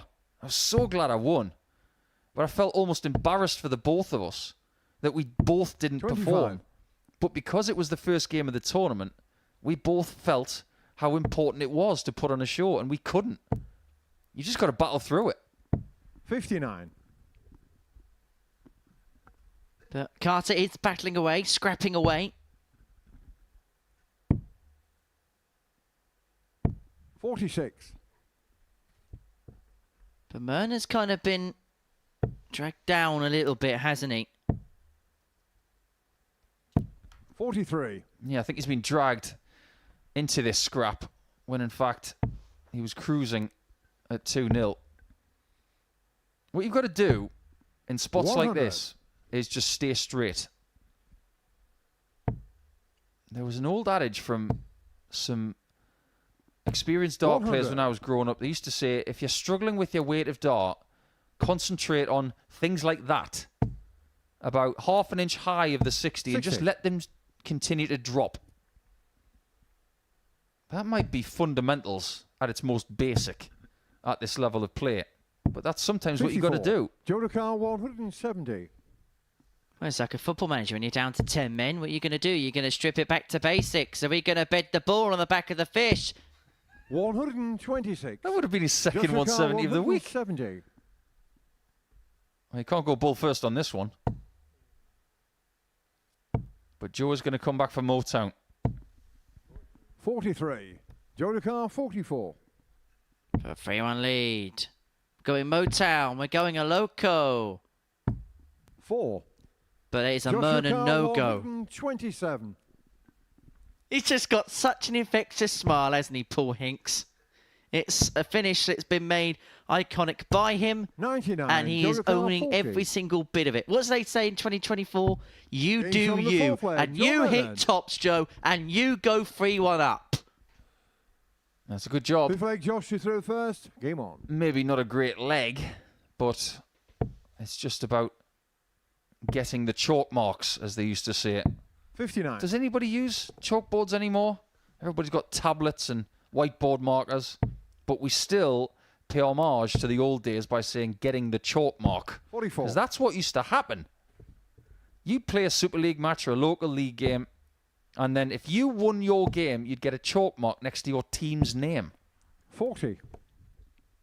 Well, these days, at the ADC, any event sanctioned by them, all scoring must be completed via a tablet. Oh, it's a no-look 180! 180. It's not just a no-look 180, it's a no-emotion no-look 180 from Murnan. I love it. He's taking it to another level. 41. Where's that come from, to quote the great Nigel Pearson? Honestly, that was absolutely brilliant from Murnan. That's probably the best 180 I've 100. ever seen in Portsmouth. That's like Bruno Guimaraes having a ball with his left foot, spreading it over to Anthony Gordon and just saying, you know what, I'm going to go to right 60. back now. That's a fabulous 180. Well, that's just awoken the mood somewhat after a bit of a slumberous 57. couple of legs in this match. Well, what's he going to do? He tried 3 tops yesterday, 100. and he's got Joe Ducar, time. 120. So, Joe, over to you. Oh, maybe tomorrow. Or maybe later. 100. Left himself, though, on a double to win the match, and that's the most important thing. Sound like Michael Van Gerwen saying things like that.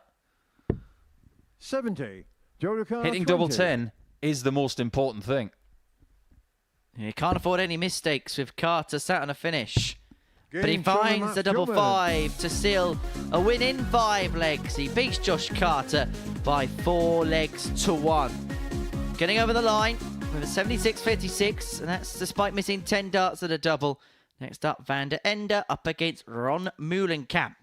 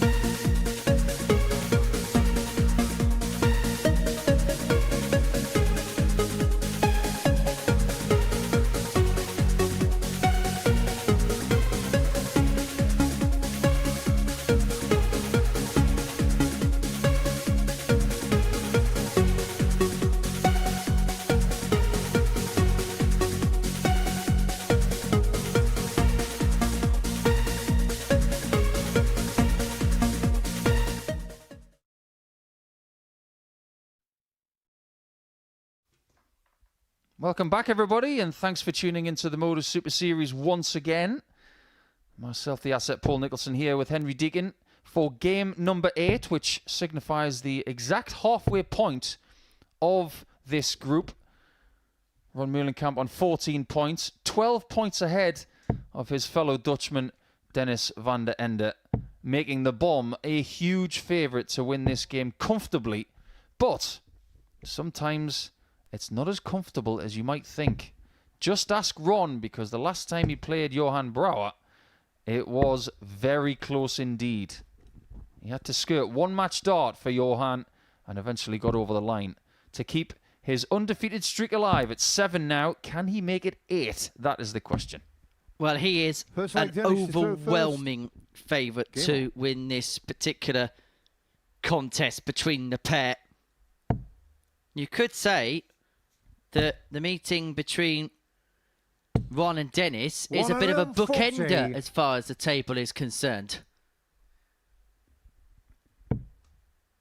If Dennis was playing against Neil Duff, it could be a Duff-Duff Eastender. 60. I suppose. I just said it before you did. So you're basically admitting that you've now stooped down to my 91. level. Yep. Just for a few seconds.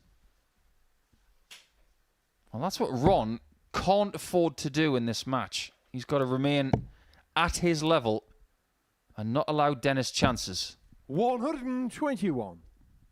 He might just get one in this first leg. This is a really good start from Dennis, who is still looking for his first maximum of the week. 125.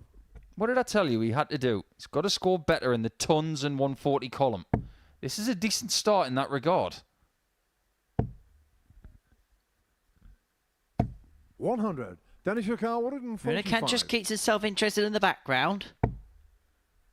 But it's 6 and 145 for Dennis to take out the opening leg. And he's going about things nicely 46. until that point.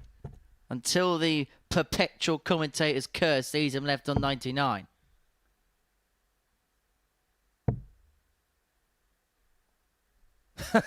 Ron Meulenkamp just showing his sense of humour there. That was a bit of a wide.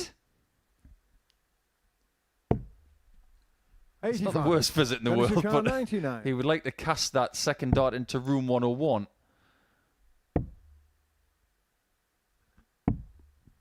81. 99 is missed, and Ronica, Meulenkamp can't 135. afford any wides here. Triple 20 pull. Not to be, and so Van der Ende comes back for double 9 to take out this opening 63. leg. Dennis Yakar, 18.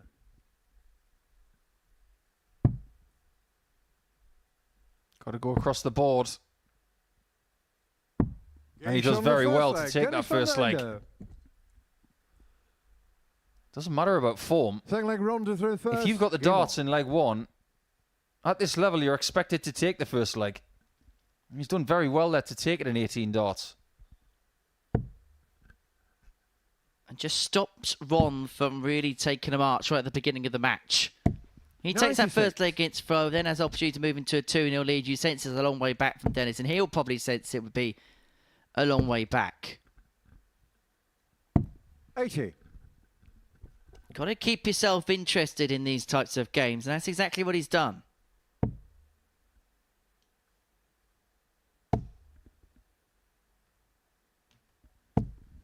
$81. You know, we were talking about African darts a little bit earlier. I think we touched on this yesterday. Dominated by South 57. African dart players. What we really want to have are more players from other countries in the continent of Africa. I still believe it's 66. Kenya that might have the next star.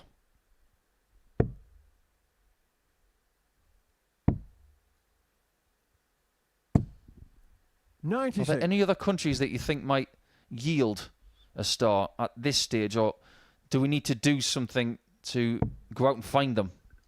I think we need to do more to find those areas, to find those 60.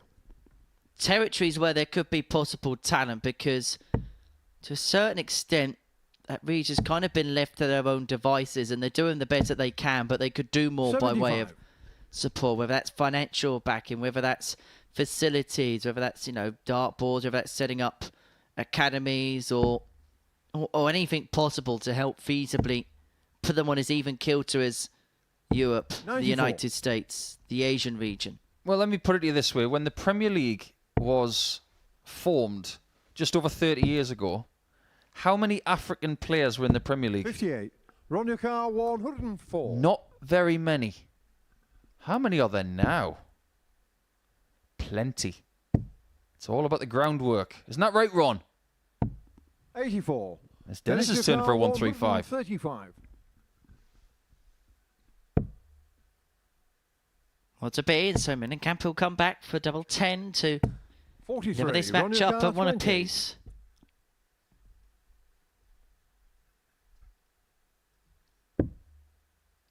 Two fives.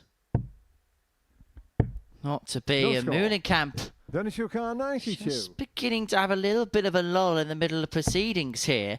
And Van der Ende can step in. Double 16 for 2-0.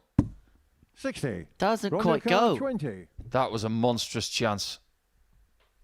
Look at the amount of darts they've thrown in this leg. It's not often you've seen Ron throw 7 visits and still not win the leg.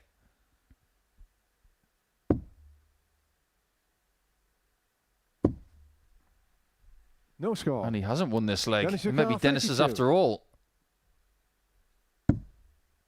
2 8s. 4s again. 28. And a triple split for Yukar, Dennis 20. means Ron does come back. Missed 6 starts at a double in this contest so far. Cannot afford to miss more. Won't miss He more. shot on the Level he second is, leg. 1-1. Meulenkamp. Not enamoured at all by his level of performance thus far. Yeah, just Third leg, Dennis to through first. honesty Game there on. from Ron.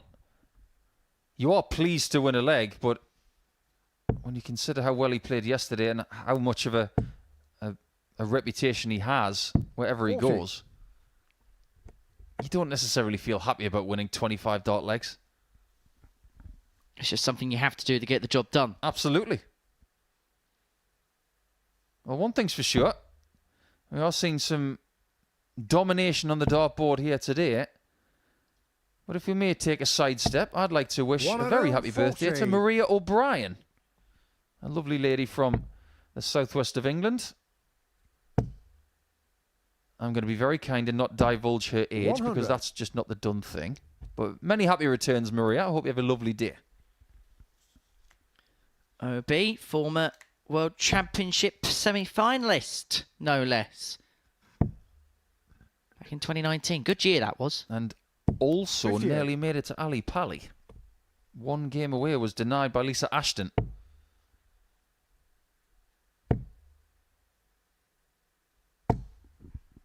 $100.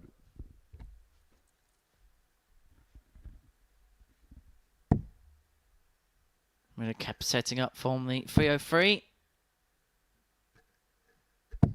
And impeccably does the job. 171. Leaves himself on the champagne finish to try and turn this game on its head.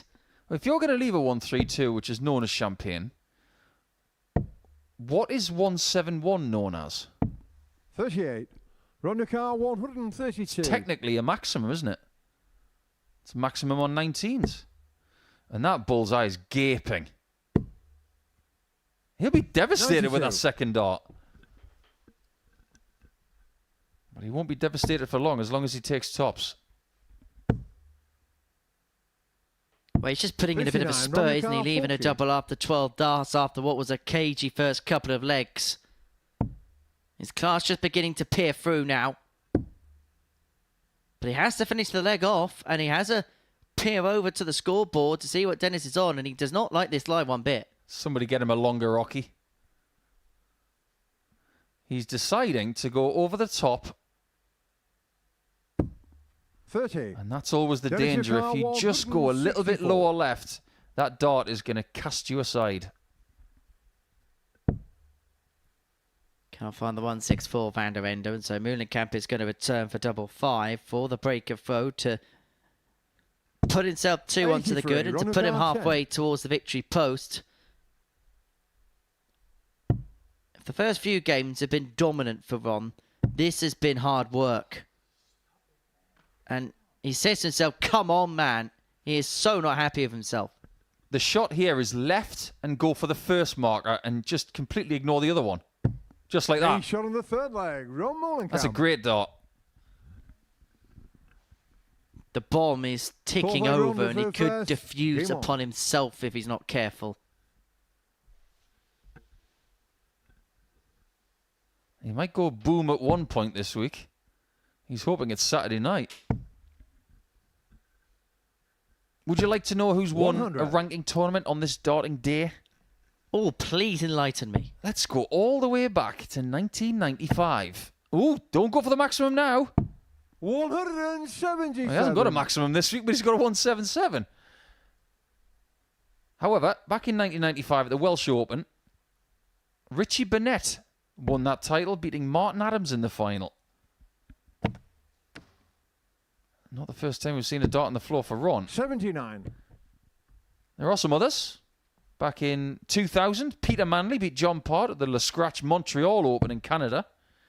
And 6 years later, that same tournament was won 140. at the expense of Terry Jenkins by Barry Bates.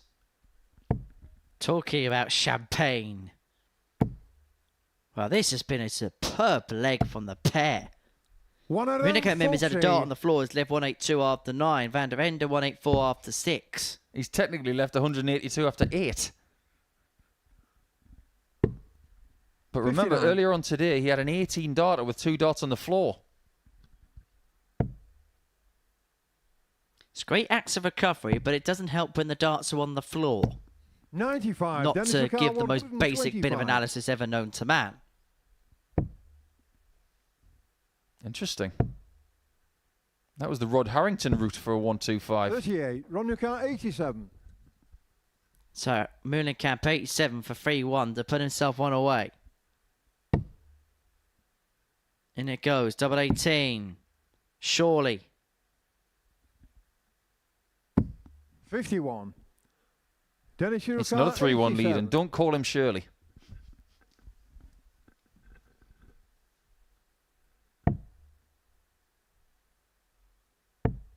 Bullseye for Dennis. 62. Oh, Ron that was Meulenkamp, close. 56. How close will this be? It's for a hold of throw. Game And shot a on the harder fourth throw leg. that Ron puts Meulenkamp. Meulenkamp one away. He leads 3-1. He has had to labour his way into this Prefer position. Dennis to throw But if he first. can pick Game off one more, he'll be 8 from 8 and he'll stretch his lead temporarily to 6 at the top of the table. Also on this darting day, back in 2006, the International Darts League was won by Raymond van Barneveld, 60. beating Colin Lloyd in the final. Semi-finalists in that tournament were Simon Whitlock, and this is in 2006, remember, 4 years before 100. he made it to the world final in the PDC, and 2 years before he made the world final in the BDO.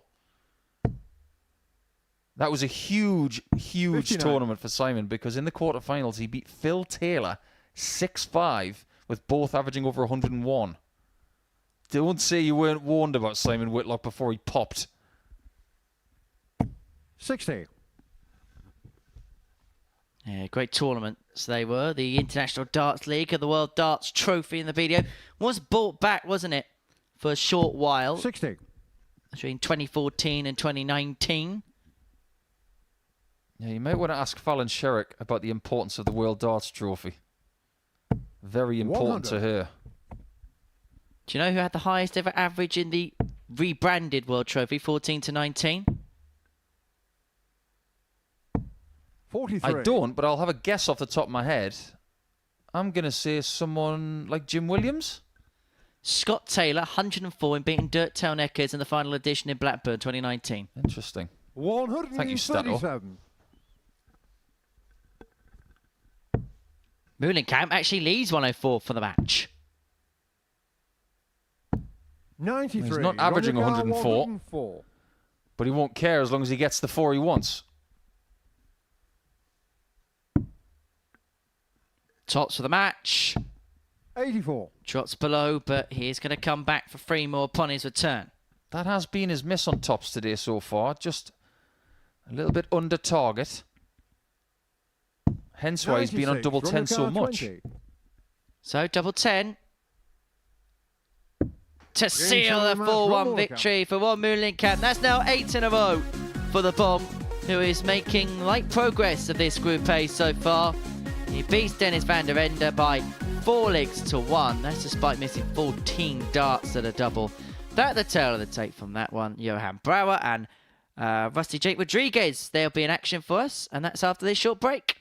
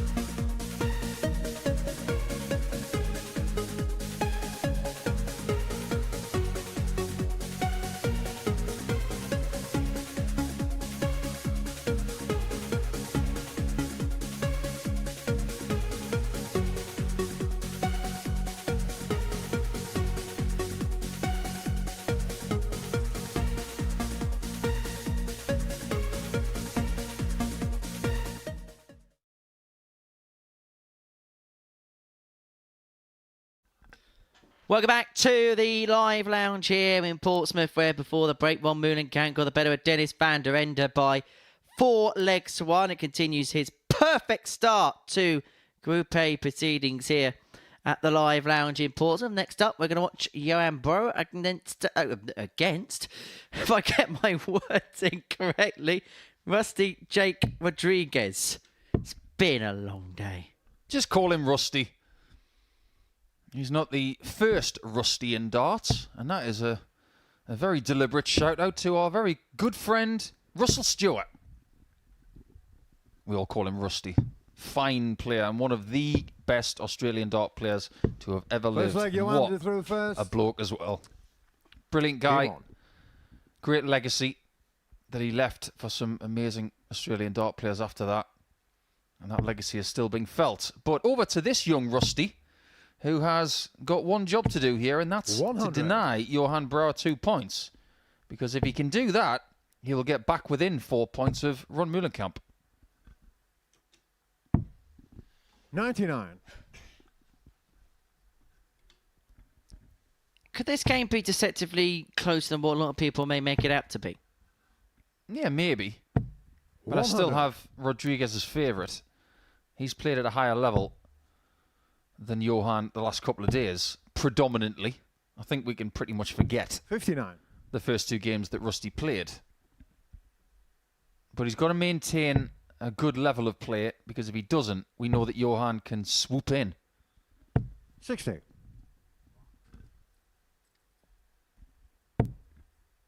You know, somebody said to me this morning that Johann Brouwer looks like Michael Stipe from REM. 43. Well, he's the one in the spotlight right now. And you'll be hoping that after a couple of trying performances, he hasn't lost his 81. belief, to quote a better phrase. Was that your favourite REM song? Losing My Religion? 100 on It's it. one I've 100, used on the 160. karaoke before. Oh, not you and the karaoke again. Everybody hurts, including my vocal cords when I sing. Yeah, everybody's ears hurt. 60. Rusty J. Car 120. Rodriguez hits 120. He'll be a shiny, happy person. Double top.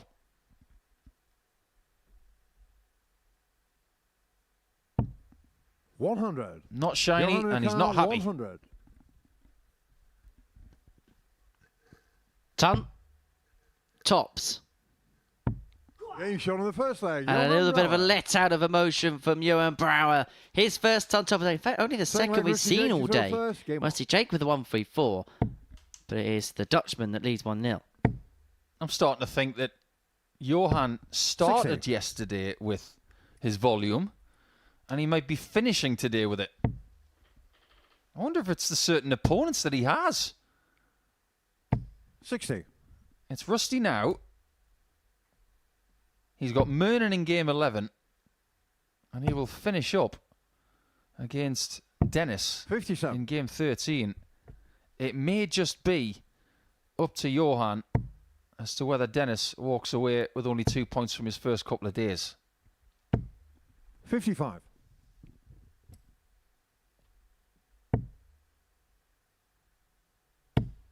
What other REM songs did you like then?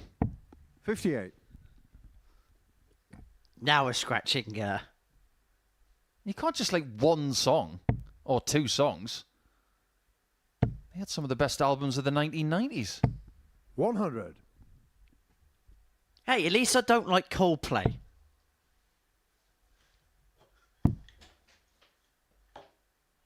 $58. I'm not going to get into this debate as to who's better. It's all about who's better in this match, isn't it? Brouwer or Rodriguez? But the fact remains that REM are much better than Coldplay. 58. To be honest, my karaoke's better than Coldplay. Oh, right, we're going too deep now. However, we both agreed Oasis over Coldplay. 60. You just stay in that little mire on the left-hand side of the commentary desk, and I'm just going to stay over here in neutral land. Because Johan has got a really good opportunity now of taking leg two. Oh, it's catching! 140. What's going on? They're trying to out no-look 180 each other, and 94. I will say this Euro early. 88. You don't really want to do that with Rusty because he's got a lot of tricks. How tricky is this? Game shot on the second leg. Well, Johann Brouwer. not tricky at all. Third leg, Johann to throw That was first. not REM. That was Run DMC. Game on. It's like that, and that's the way it is. It's a little bit like a Tears for Fears track, isn't he? Shout, shout, letting it all out. 58. It is a little bit. You know, that brings up something. I love Tears for Fears. They're a great band. They are. And nobody, from my recollection, 100. has ever used Everybody Wants to Rule the World as a walk-on song, and that is a missed open goal. I actually said 100. to a lot of people at the recent World Championship a few months back that that would be the ideal tune to use around Christmas time. Because 45. literally everybody wants to rule the world around Christmas time and New Year. Yeah, but if they win the World Championship, they don't literally rule the world, do they? They rule the world of darts, though. 77. But they don't literally rule the world. Luke Humphries rules the world of darts right now. He does. He's world number one and world champion. You can't rule any more than that. 95. Literally. This is going to be a recurring theme between me and you, Deacon. Incidentally, fun fact for you. One of the band players for Tears for Fears, 96. easy to say. Actually, Herald's from Waterlooville, not too far from here. Is he the most famous person that has ever come from this area then? I mean, there's not much 60. competition. Johan, your car 170. Talk about downplaying Portsmouth. I'm not downplaying the chances of a 170 finish, though. Now I am. And he's got 6 from here as well. 58. And he's on the cusp of a 3-0 lead against Rusty Jake Rodriguez. And I think a lot of people at the beginning of play in this game would not have expected this. But what it will do for Ron Meulenkamp 59. is it'll give him a Johan 6-point Lucar, buffer at the top of the 112. table. And he could skirt clear at the end of today's play. And remember, Meulenkamp and Rusty Jake are still to play. But it's this Tots a 3-0 for Game shot on the third 112. leg. Johan What a Brouwer. performance this is from Johan Brouwer. He leads 3-0, 2-ton plus Fourth leg, checkouts, Rusty 3 Jake from to 3 third on his first. doubles, Game on. and he is enjoying himself. Isn't he just? Looks like he just scored a 60. hat-trick. Well, technically he has. Because he is 3 from 3 on the doubles. What's better than 3? Ask Erling Haaland. He knows how to score 4. 93. Scored 5 against Luton Town in the FA Cup earlier on this season in a 6-2 win for Manchester City. Take on 59. Tottenham in the big game tonight at the Tottenham Hotspur Stadium. I can't wait for every single Arsenal fan to be adorning Lily White this evening. Yeah, good luck with that. 60. Sometimes you need your enemies to do you favours. It's that simple. I don't think there are any enemies in this group. But at the minute, Johan is doing Ron Meulenkamp an 45. enormous favour. And Rusty is just not finding anything. Oh, can somebody time out Derek Hinton in the chat room? 60. Coldplay are the best ever. Ever? I mean, that's a bit of a stretch, isn't it? 140. They're okay. They're all right. They've got a couple of decent tracks, but they're not the best ever. 60. You might want to check once this day of darts is over, some of the biggest crowds that have ever congregated for 45. concerts, and I guarantee you none of them are Coldplay. And at the minute, I hate to use a play on words here, but the play from Rodriguez has been very cold. Well, the thing is, he needs to find that higher power right now, does Rusty Jake? 95. Rusty Jake Lucar 152. That was so far above its target. He just seems to have lost the feel of the 48. dart. Johan Lucar And for his sake, I hope it's 153. just for this match. Because the match could be done. He's already got this finish this week as Brouwer. And it was to win a match.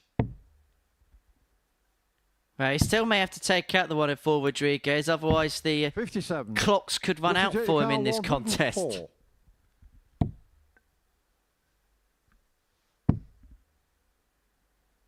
Oh, the times I wish I had one of those theatrical 63. hooks. Johan Lucar 76. And it could be Rodriguez who gets hooked here in a bad way. Although, mistakes like that, they could be fatal. You don't want to let someone into a 44. match. Rusty Jake Lucar Welcome 41. to the Rod Harrington School of Playing Darts. Rule 1, don't miss the big number. Johan's head is quite literally in his hand. And he's now going to have to head down for double 3, Rusty Jake. Game shot on the Well, fourth we've seen leg. some crazy Rusty finishing Jake this week. Add that Rodriguez. 41 to the collection. Yeah.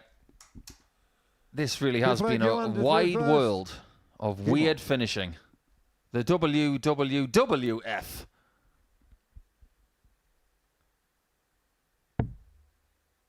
That was a bit odd. 41 on double 3. We've seen 41. 34 on double 1. What's your opinion on the Killers? Yeah, very good.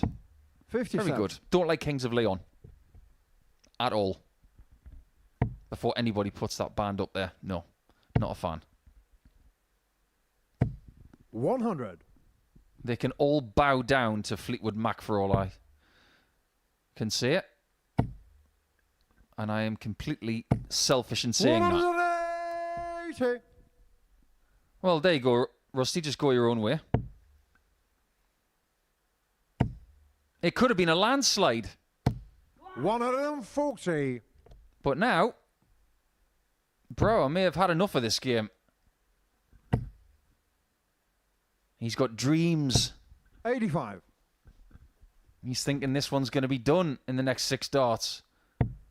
If he gets to tops, he might have a really good chance of getting the 4-1 victory. 140. And he is hitting himself up here. He is building himself up ahead of steam. And if this 80 goes, get the ear defenders out, because I think the celebration is going to be quite loud and proud. 164. Yeah, this could be 180. completely off the chain.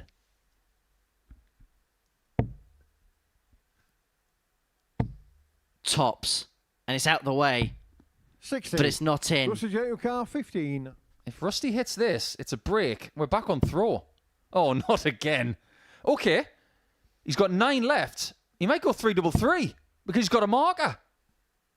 Welcome to the weird world of weird finishing. And it's happened again. There was so much intelligence in that shot. I applaud that. That reminds me of Dave Chisnell in Belgium about 18 months ago when he went 1-1, 5-1-1.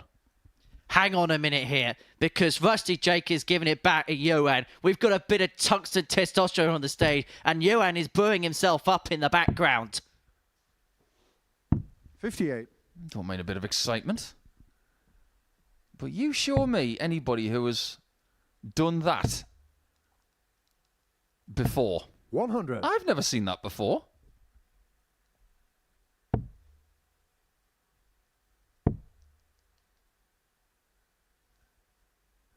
Let's face facts. How many times do you leave yourself on 15?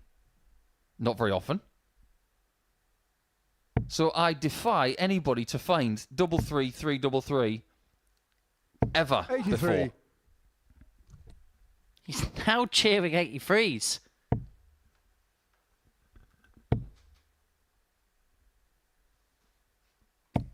$100. Rusty's been around a while. He's not a greenhorn. He'll have seen a few interesting dart players on the development tour. And think about some of the players that he'll have played against. Leighton Bennett's a bit feisty. I think if this is in, we will see a bit of a celebration. It's subdued, but it was enough to let Johan know. And Rusty Jake did not want to engage one bit. One bit. I can understand why. There's still a match to win. 94. Rusty J. This could be game on. 24. They're both on 124. Not for long.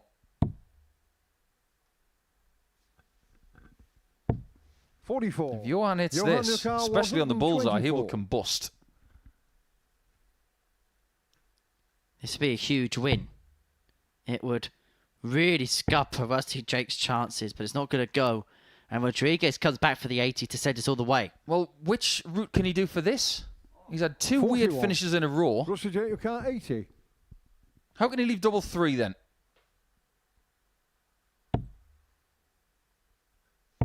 He's not going to. It's the polar opposite of 3-3. 40. Johan car 83. Match, chance, Brouwer. 1 dart in hand. And it's going to be a 9 for the win. And look what it means. He gets over the line against Rusty Jake Rodriguez 4-2 in what at times was a testosterone-filled encounter. Rusty Jake straight back down the stage. Brouwer, well, we're going to have to literally mop him off the stage, I think. A 4-2 win. And he's still giving it the big licks. Still got a couple more games to go. Well, that's the tail of the tape. And for Rusty Jake, that could be catastrophic towards his Group A hopes. Coming up after the break, Ende up against Josh Carter.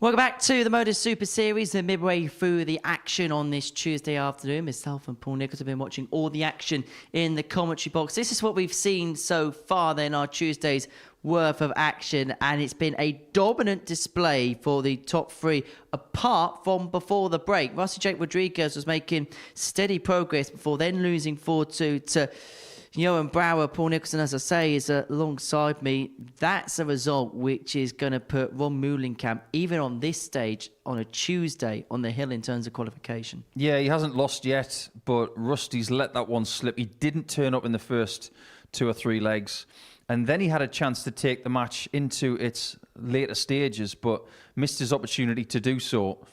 Johan's done himself a really big favour here in staying in the top 3, but he was playing some superb stuff in that match with some feisty nature as well. I don't know what that did for Rusty in that match, but based on yesterday, we have come to expect something like that from Johan at times. That was a decent performance. Rusty was retaliating back in that game, giving some celebrations back himself. From your perspective, was it him just geeing himself up, or did he get sucked into the emotion that Johan put in the match? Maybe a little bit, but sometimes when someone draws a line in the sand, you want to try and say, well, this is my line as well. It's a gladiatorial sport. People forget about that. It's singles action. And even in doubles, things can get a little bit like that. Remember the game between Germany and Northern Ireland at the World Cup, between Gurney and Hopp and Schindler and Dolan? These things happen. And when somebody does something that gets the blood pumping a little bit, sometimes you just want to give it back. And I don't mind that whatsoever. It didn't help Rusty in that match to get the result. But now I think his sole focus is just to get back on the winning train in his next game. I suppose we're speaking to the expert in that department, aren't we? Moving swiftly on. Yes, let's move swiftly on and talk about Ron Meulenkamp at the start he made to the day's proceedings. He's just ticking the games off one by one, isn't he, really? He is, but he's not at the same level as yesterday. I think he would admit that as well. But there have been times today where he's been tested mentally and with certain lies as well in the board. Because he's had a lot of darts on the floor, but predominantly he has been better than each opponent that has come up against him. And that's all you've got to do. Well, let's have a look at the table then at the halfway stage of today's proceedings. Ron Meulenkamp has a 6-point lead at the top of the table. Joe Murnan must be thinking how, when you look at his level of play, he's 4th in the table. Yeah, maybe. I think he will be honest with himself and say that I haven't really turned up and played a brilliant game yet. But if you look at that result between Brouwer and Rodriguez, that was also a very good result for Joe. Because if you look at the possibility of Ron Meulenkamp winning this group, which is very likely now, with that 6-point cushion going into the last 2 rounds today, it's a bit of a dogfight when it comes to trying to get into Group B. And it's more realistic for Joe to do that by this time tomorrow if he's chasing 2 players that are only 2 points away at this stage. It could have been a lot worse. Well, let's get into the second half worth of action, shall we, here at the Live Lounge in Portsmouth. Each of our players are going to make their way through to Champions Week, where there's a limited number of tickets available. If you want to be a part of it, well, take a look at this. Dennis van der Ende and Josh Carter's going to kick off round 4 of fixtures for our Tuesday here at the Live Lounge in Portsmouth. Both players looking to pick up a win, build up a little bit of confidence after what has been a trying and testing day up to press for the pair. Well, Josh Carter hit 2 treble 20s with that first visit there and then went for the blind 180 in practice. But when it's game on, the show's on, he wants to put on a bit of a show. Just bish, bash, Josh. I like the fact that he's still smiling because I think both players today who will feel very similar to yesterday at this point when they played each other. It hasn't really gone to plan. So what we can say is that both of these players look like they're going to be in groups. Sometimes we cannot be fooled. Some people can have a dreadful Group A campaign. Look at Devin Peterson last week. He won 3 games on Monday. He didn't win another game until Thursday. And then he was fine in Group C. Well, we always mention the Kieran Tian theorem, don't we? Because He won only 3 matches in a Group A campaign and then went on to storm through the Group C and then won the week. The Kieran theorem, is that an episode of The Big Bang Theory? It sounds like one. 100.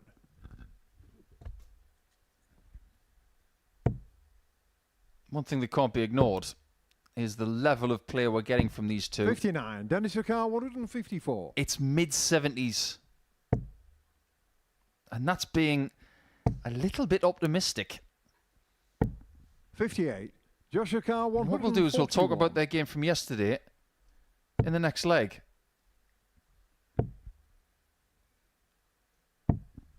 92. Dennis Ricard, 96. 96. Everybody wants to get a 60 just like that, and everybody wants a double 18 after it. 87. Josh Ricard, 49. So Carter for the break. Tops. Oh, he's had some struggles, hasn't he, today on the outer ring? Particularly on tops. 29. That's the second time he's missed it by a couple of inches. To step in, double 4. And step in, Dennis does. He leads by a leg to 0 in this contest. And this game went 4-3 yesterday. Second leg, Josh. And it was Carter that won with an average of 76.24. I just wonder if that kind of average would win this game again. I'd probably have to say 58. yes. It just feels like one of those games where I don't think we'll be looking at the numbers. We'll be talking about just who can hold it in the big 39. moments. It's got a little bit nervy written all over it.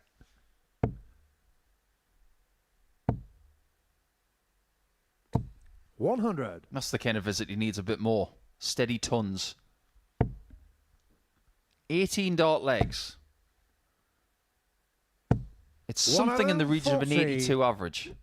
That's where you want to be.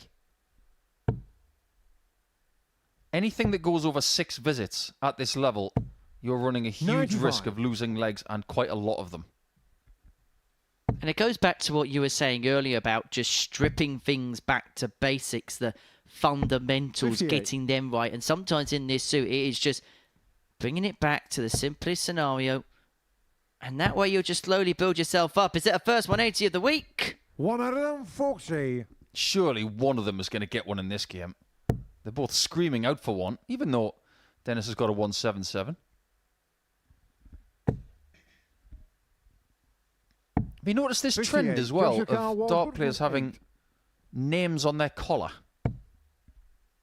Usually to do with children. 60. I think it's quite sweet. Be pretty difficult to get all your names on your shirt if you were the Waltons. 77. They had a Joshua lot Carr, of kids. 48. Josh is looking to make leg 2 say goodnight, John Getting Boy. shot on the second leg. Josh Carter. And there it is, just like that. That's a good leg. 17 leg, darter. Dennis, you throw That's first. exactly Game what I'm on. talking about. 6 visit legs can be very dangerous here. But the name on the back of the collar of Josh, it reminds me of one of my favourite cartoon characters. Ralph 95. Wiggum. What a legend.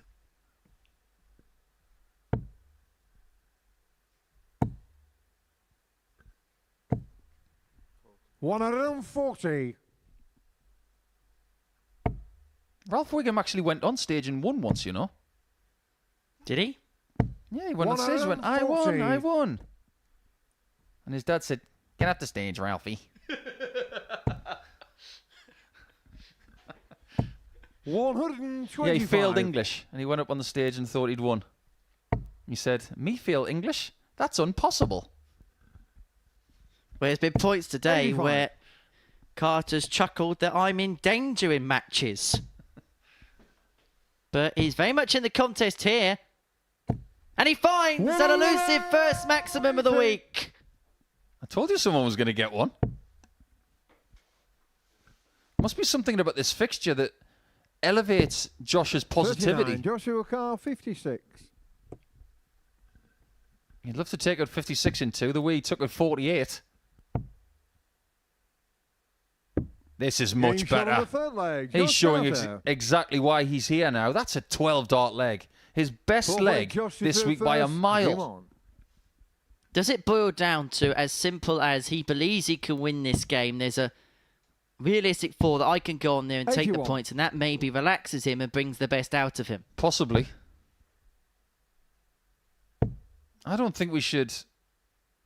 I think judge is 97. such a harsh word these days.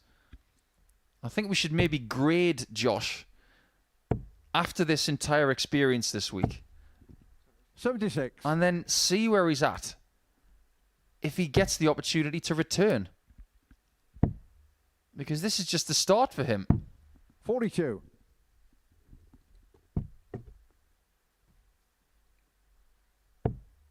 You invite somebody here, like Ross Montgomery, for instance. He had his debut 41. on this stage in Series 6. And he made Saturday in his first attempt. But was it easy? Absolutely not.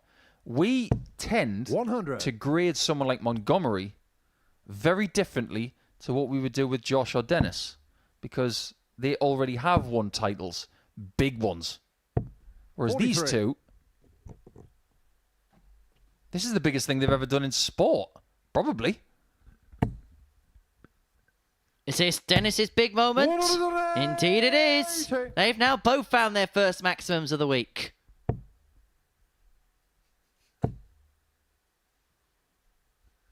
Well, he could go bullseye here to leave 170. 55. Dennis Ricard, 82. I had to think a bit more laterally there in his chances of taking himself down to a finish. Game shot Speaking the of fourth finishes, leg. Dennis has van done a Ende. brilliant job there of bringing this one back to 2-2. That's a We're playing 15 Dennis leg. through first. Game on. This is a decent game. I think they're both starting to relax against each other because they both know they're not going to win this group. 56.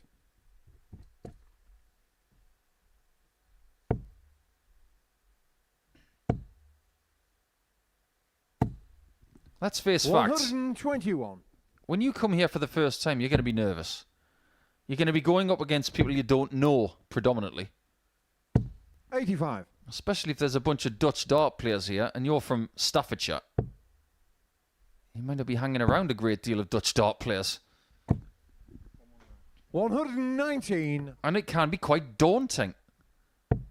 The first time I ever walked into the Mandalay Bay Resort in Vegas and played my 81. first PDC event in 2008, I thought to myself, what am I doing here? I bumped into the likes of Taburn and Baxter 41. and Walsh. Whitlock was there. I thought, what am I doing here? By the end of it, I thought that was invaluable experience. 140.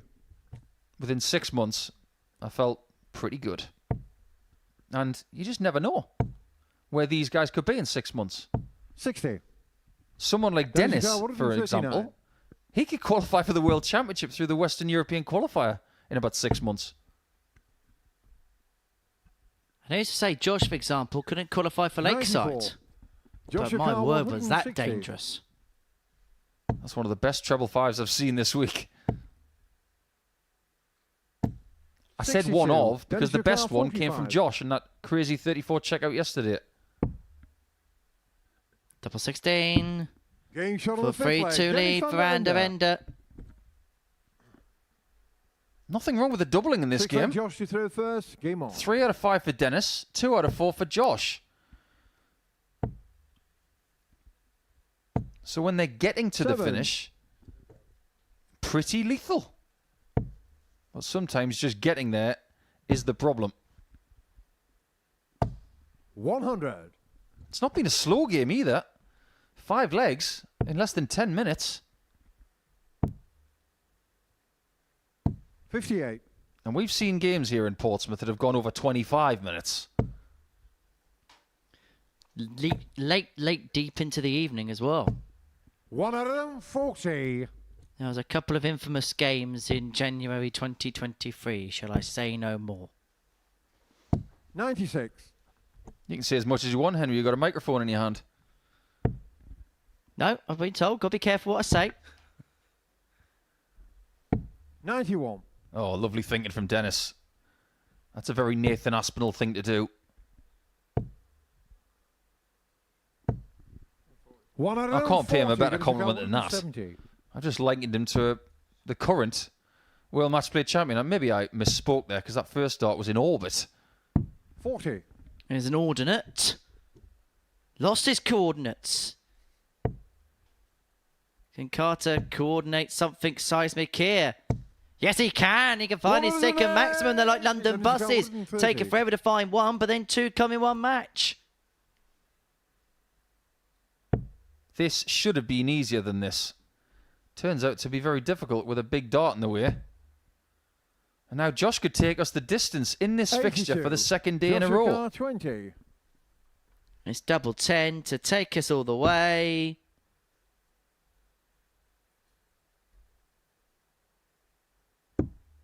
And we are going to go the distance. Seventh and final leg. Dennis to throw first. Game on. Yesterday's fixture was won by Carter.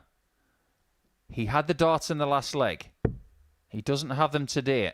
Does that give us an indication of who wins this last leg? 57. I'm not so sure it does.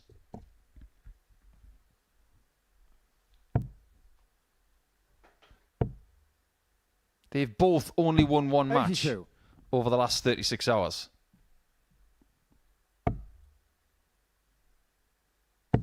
There may be nerves in this last leg.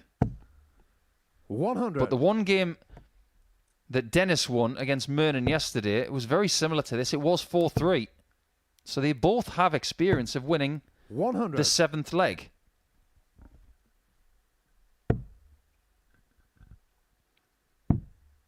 It's difficult when you're in a situation where you haven't crossed the 93. line in matches. And Dennis has just had that game against one Meulenkamp, and there's been difficult matches for 60. both players at points.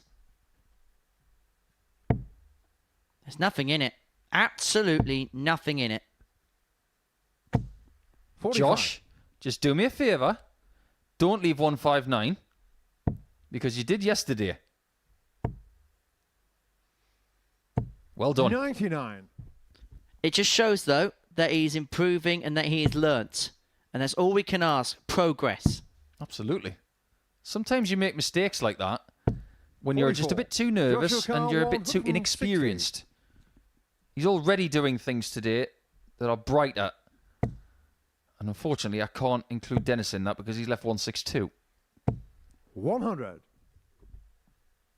And Carter's left himself 60 for the match and for a 4-3 win. Murnan Brouwer comes up after this, 92. but Carter looking to bring the Joshua curtain 60. down on this particular matchup. Doubles have been excellent by both. Game shot on the match. No Josh more match Carter. starts needed. It is Josh who does the double over Dennis van der Ende, and that means that he cements a place at 5th in the table after this one. That's what you saw. That wasn't a bad game at all. In fact, way above what they've been doing all week long. And congratulations to Josh, who got his first 2 maximums of this week with some excellent finishing as well on the outer ring at 50%. When we come back, we've got 5 more matches to go, and it's going to be the ever-volumized Brouwer up against the never-volumized Joe Murnan.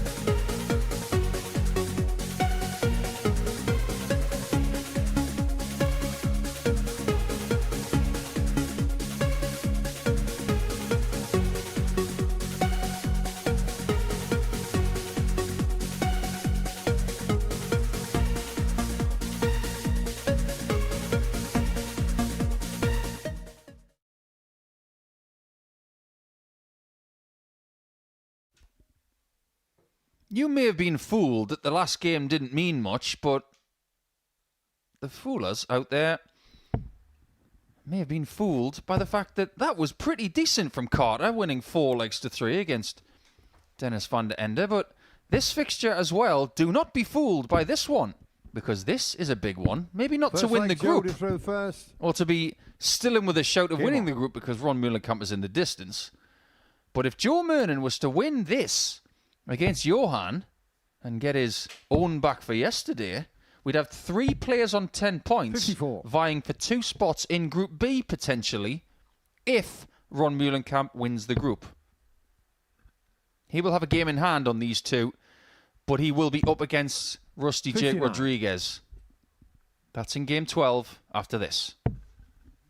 We head into the final third of today's action here at the Modus 51. Super Series. It's been quick fire, and it's been a day where the top 3 have really asserted their authority upon proceedings. And Johan is a player that's broken himself 43. into the top 3, and he would be clear in that particular Group B race if he can get the better of Murnan in this particular matchup. If Murnan does drop into Group 92. C, he is going to be a dangerous contender to go on and win that particular group. Okay, let me pose the question 58. to you, because we know who's coming later in the week. Providing Murnan is not going to win the group, which is very unlikely, 81.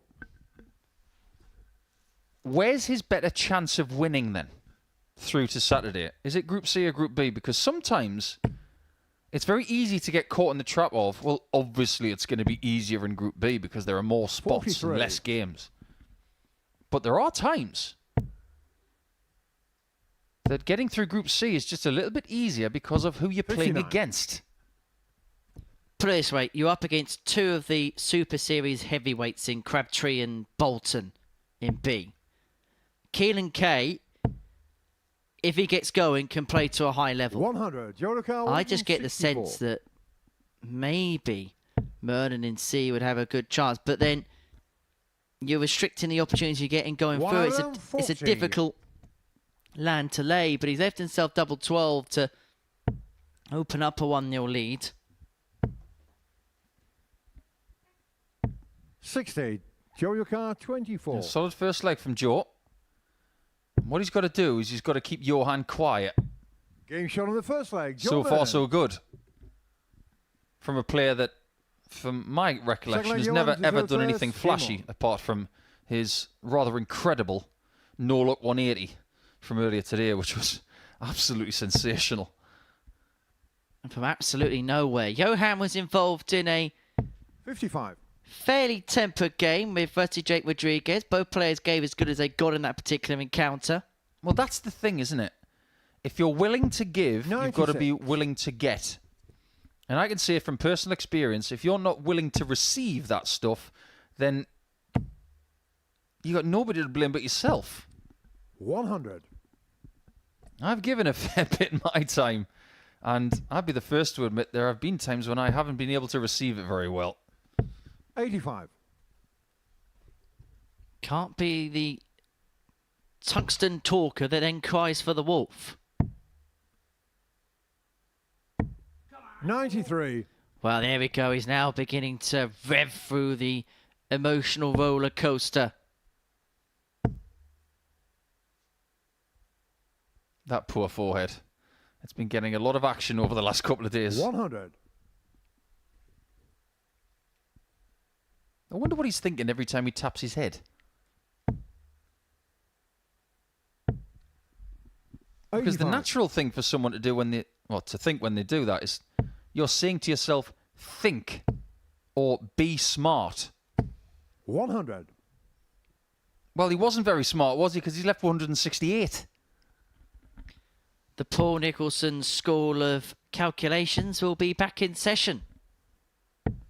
58. Jolicoeur, 120. It's a fundamental error.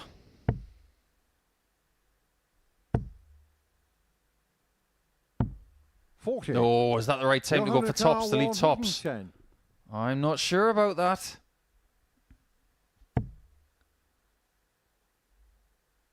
Maybe he thought he only had one chance to leave tops.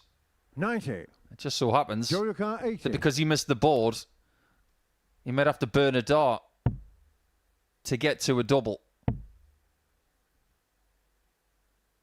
That shot on is the an second incredible leg. Joe dart Murnan. from Joe. Oh my. I thought he'd have to move. Third leg Joe to through first. Game on. That was like splitting the Red Sea. That was an incredible shot. And Johan's head quite literally sank to the floor there. 60. Literally. Literally.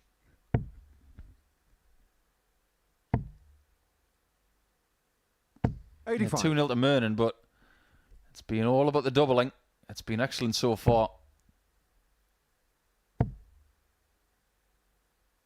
Such a 100. lazy action, isn't it? And I mean that in the nicest possible sense. It's like watching Ernie Els hit a golf ball.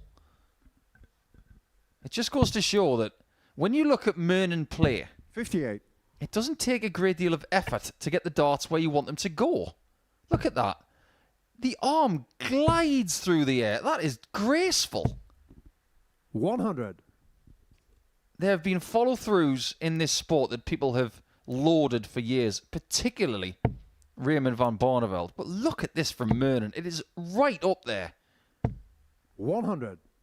It goes back to what we were saying yesterday about him being underappreciated for what he's done in his career. And you look at that action, there's a reason why he was a player who 100. played on the pro circuit for as long as he did. There's not much that can go wrong there. Absolutely. With a lot of these players, it's not necessarily technique. 100. It's about Joe Ricardo, preparation and 141. mindset.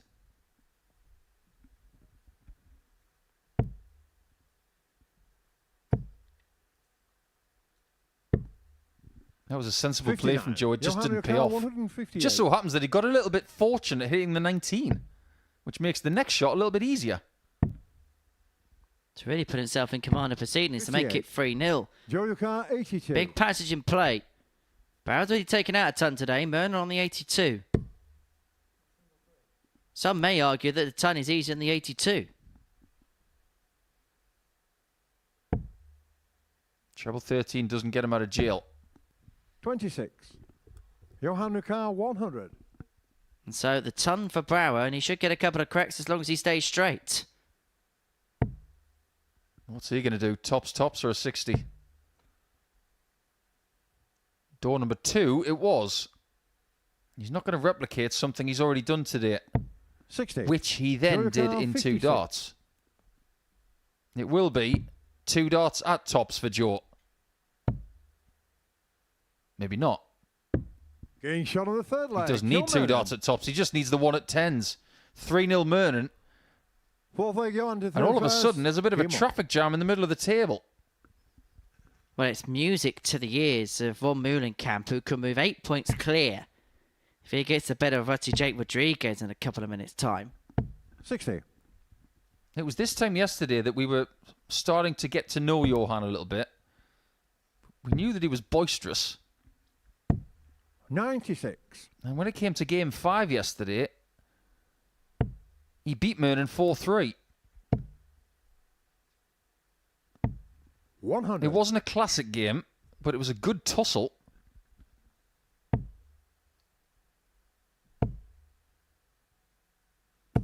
What did I say about Murnan keeping him quiet? He's done exactly that.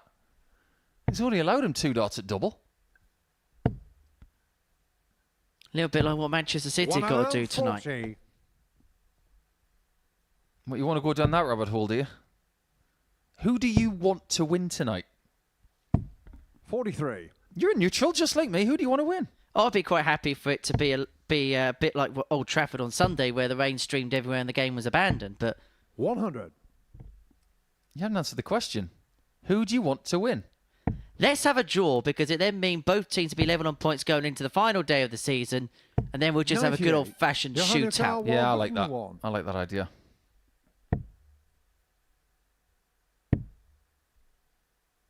And Joe is not going to take 204 55. out in 3 darts.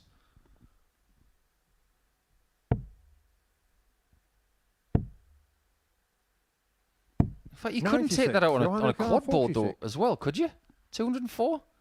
Two 80s would leave 160. You can't take double 21. Shot on the fourth leg. And you can't win 4-0 in this match either.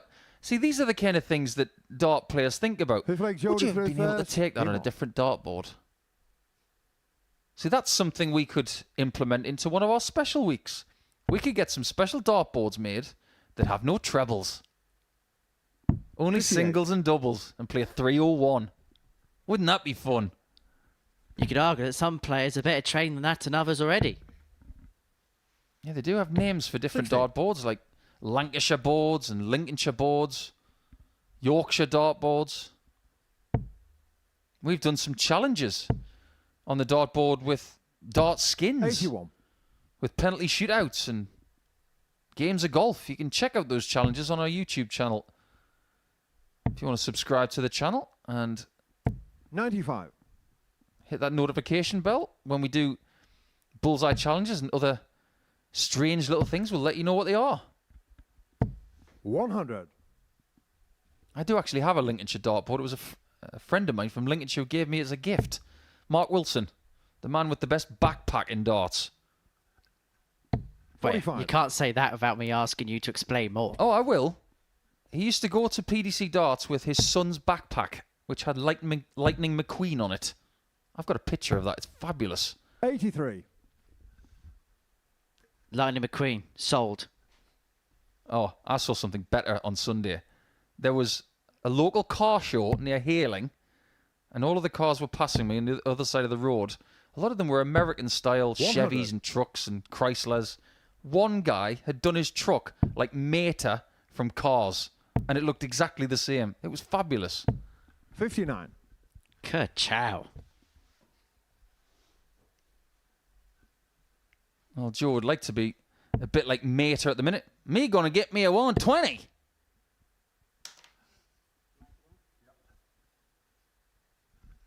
This for the match for 4-1 win. 127. And it really Jody would mean that 120. Meulenkamp would hold all the aces, all the cards in this group. Treble for tops. Sifts the other side, and so 50. Brouwer back for Johan 74. 74. This game isn't over yet. Things could get very interesting if 74 is plucked. Tops it is. Big dart, big moment. 54. And that could be Jojo a Carr, big 70. miss. Because it would move Murnan up to third. Victory by this scoreline. Tops it is. But tops 50. it isn't found, and it's more Johan missed Carr, opportunities 20. for Shaki. Well, Johan Brouwer in his previous visit did a Jim Carrey thing. Nobody can escape the claw. But he's got his Getting shot on the claws fifth into leg. Murnan Johan now. Brouwer.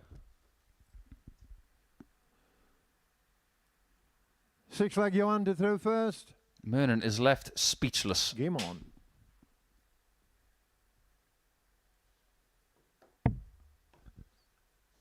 We've got a bit of love for the quad board in our live chat. 60. People saying bring it back. Well, those boards are rare these days. They are collector's items. Is it Harrows that produced? 57. Haven't they got a painting on it or something like that? I think they might have. But I don't know many people who own one. 140. And if we were to have a special week with quad boards, we'd need to have how many made? 6 or 7? 57.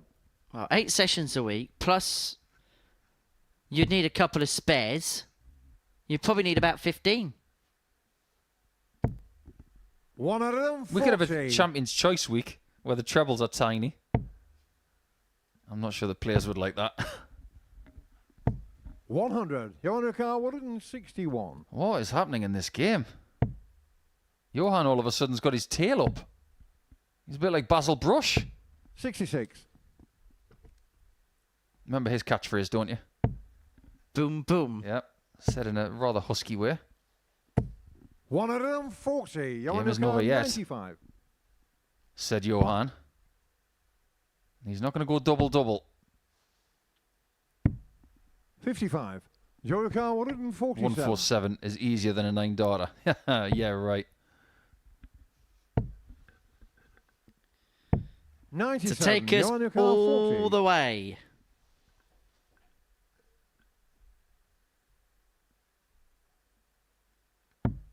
Tops.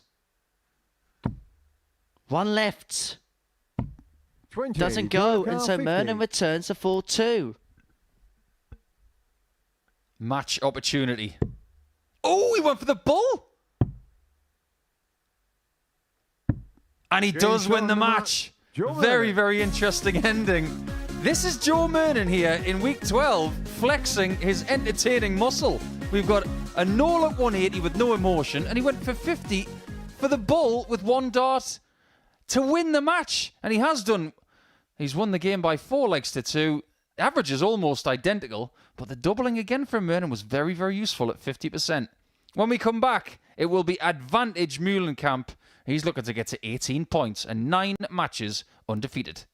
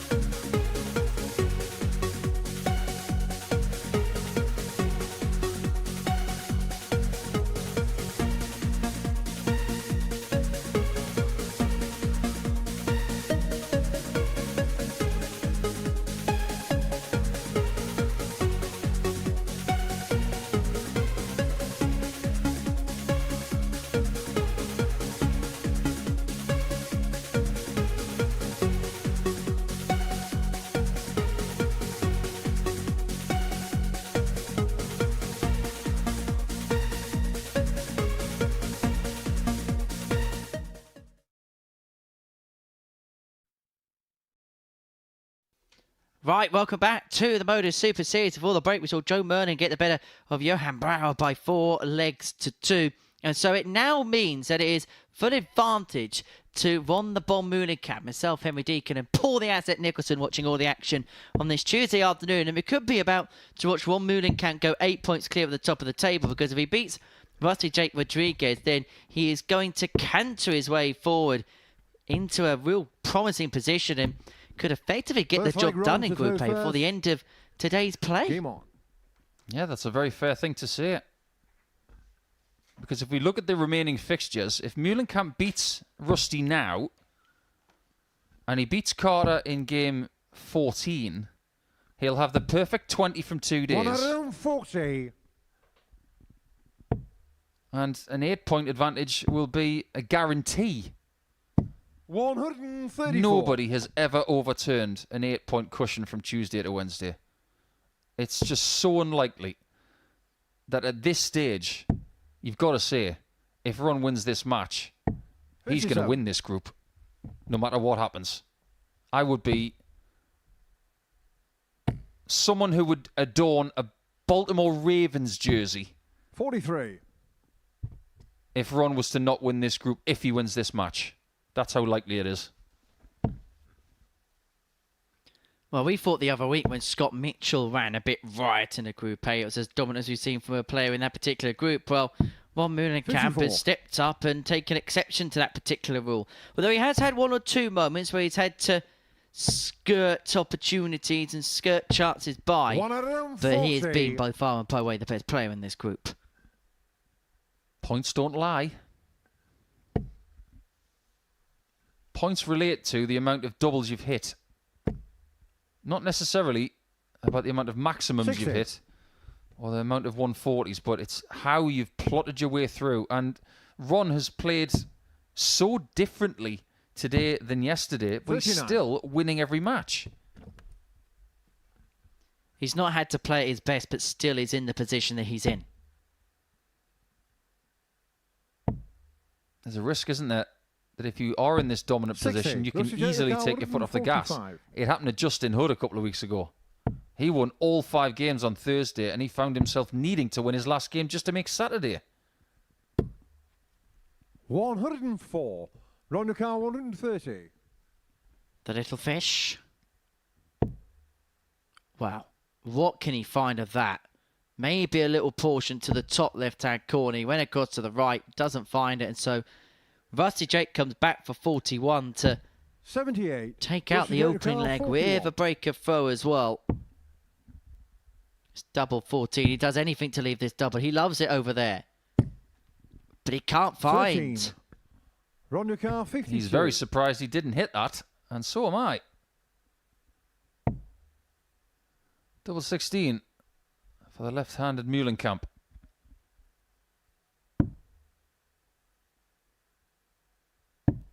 $44. Not this time, Rusty Jake Car 28. which means it will be 1-0 Rodriguez. Getting shot on the first leg. Because Rusty he Jake does not Rodriguez. miss double 14, or at least you can't give him a couple of opportunities to do Second so. leg, Rusty Jake to throw first. Game on. That colour pink that RGR3 is wearing, it's become a signature colour for him. You can see that he's got a bit of that on his flights and stems as well. As the barrels at the 139. top. What would you categorise that pink as? Fuchsia? Azalea, maybe? No, it's a bit too light for azalea.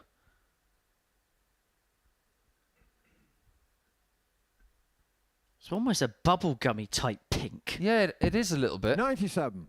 It almost reminds me of that movie Grease. Now they have the pink ladies. Yes. See, that'd be a 58. good marketing campaign. If Rusty wants to get himself some female fans, he needs to get some jackets made. Were you a fan of Grease? You've been to see the show, haven't you? Yes, yes. 81. My thoughts on Grease are quite controversial, by the way, Okay. because I prefer Grease too. When I say that to people, they look at me as if I've got 3 heads. It's all about Michelle Pfeiffer.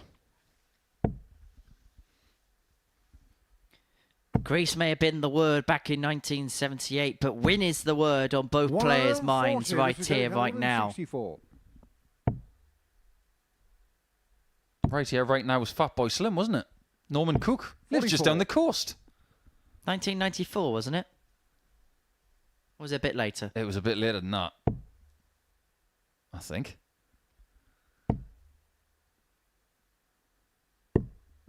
105. Ron's just Rusty done Jake something Car very intelligent. 120. I love that shot. Takes the bullseye out of play. And Rusty cannot bring tops into play. 88. Ronducar 78. And so Meulenkamp to break the throw in to level up at 1 apiece. He's going to have 2 in his hand. A double 12. Only Being shot needs on the the 1 second to leg. break Ron back in Meulenkamp. 14 darts. Level we are at 1 apiece. Third leg, Meulenkamp Ron to throw making no first. mistake. Game on.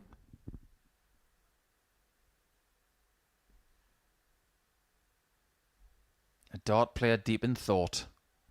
Almost like he's standing in the Louvre, looking at the Mona Lisa, thinking, 83. that was painted a long time ago, wasn't it?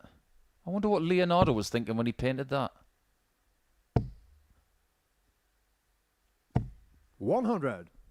You got a favourite artist, Henry? I do have a point about this, by the way.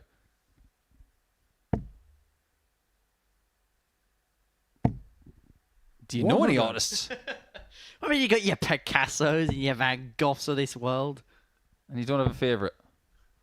My favourite is Gustav Klimt. 81. And I've actually seen his most famous painting in Vienna at the Belvedere Palace. And I bring that up because that's where Rusty is from. What a city. 134. If you've never been to Vienna and you want to get a city break, my word, just go.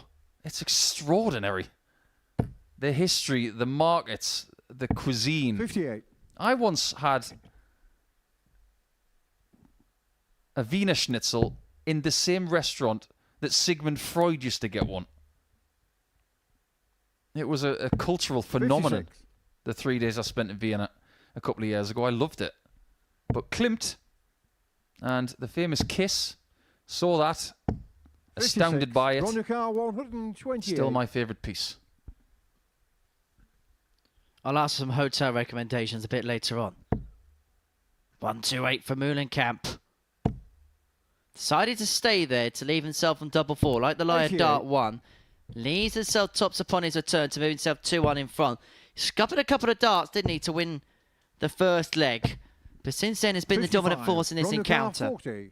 And he can hammer that home by pinning his tops to put himself 2-1 up. Surely that's an inviting guide. No Wow. score.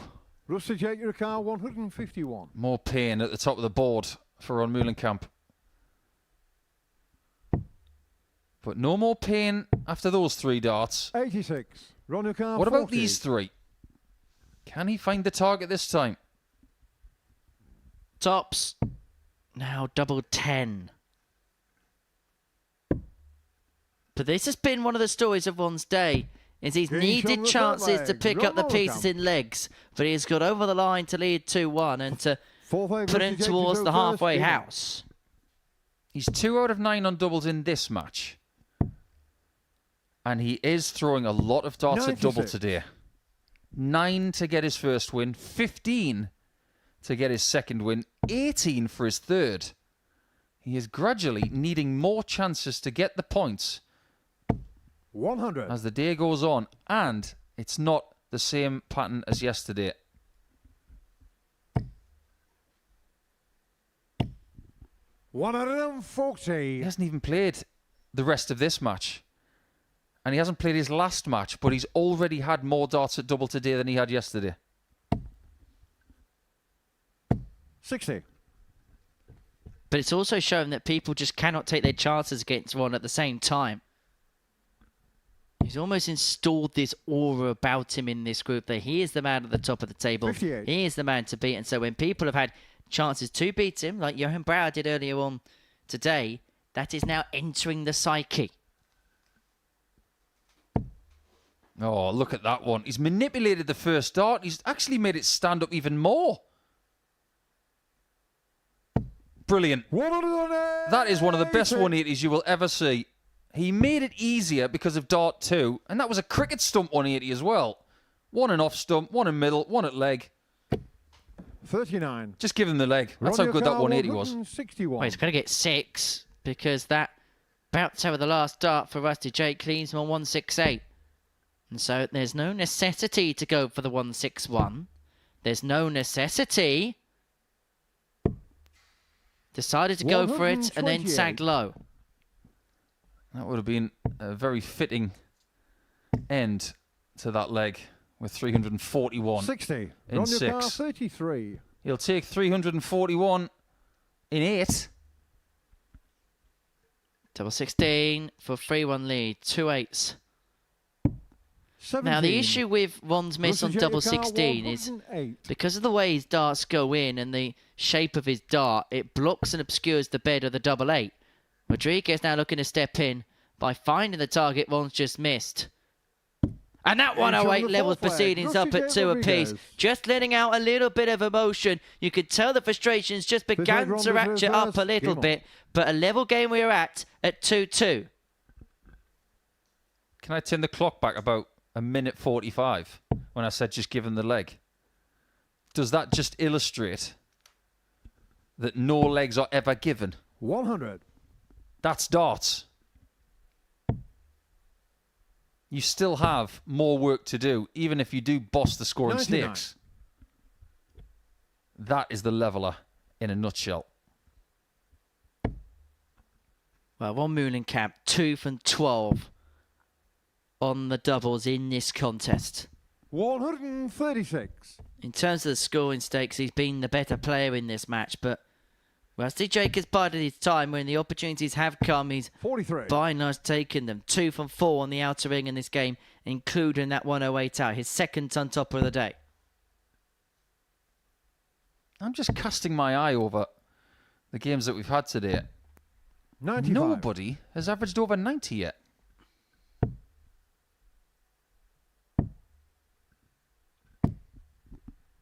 $81. Run your car 170. The highest average of the day is a losing average of 88.61. Murnan had an 88.41 in game 4. It's been played in that 27. 17 to 18 dart range. Indicator that things are very nervy out there. Maybe. But there are some players out there who are still 58. trying to Ron find out where they 143. stand. Not just this week, but with darts in general. We've got 2 players in this match who are struggling to keep all 3 in the board. 83. Right, he's left himself on 60 to move himself 3-2 to the good. 64. Run your car 60. This is where the single can be really pesky. And that's a pesky single. Doesn't matter anymore. Getting shot Because on the leg is fifth his leg. in 18 Ron darts. And so he now finds himself a leg away Six leg Rusty Jake to throw from first. moving Game on. himself 8 points clear at the top of Group A. Having played the same amount of games as everybody else. 140. So it's a very fair reflection on what's happened after 9 rounds. Well, we get to the point now where we look at biggest gaps between first and second place in a Group A table, because the way Ron's going, you'd expect him to go through the card when you consider that Josh Carter's his 80. last game. And then tomorrow you expect him to then make more progress. What we can talk about at the minute is the difference in legs. In the leg difference column from top to bottom, 80. it's 42. 42. I don't think we're going to trouble what we had when we had an ADC qualifier come here from Warwickshire 140. once. I think the difference in legs was nearly 75.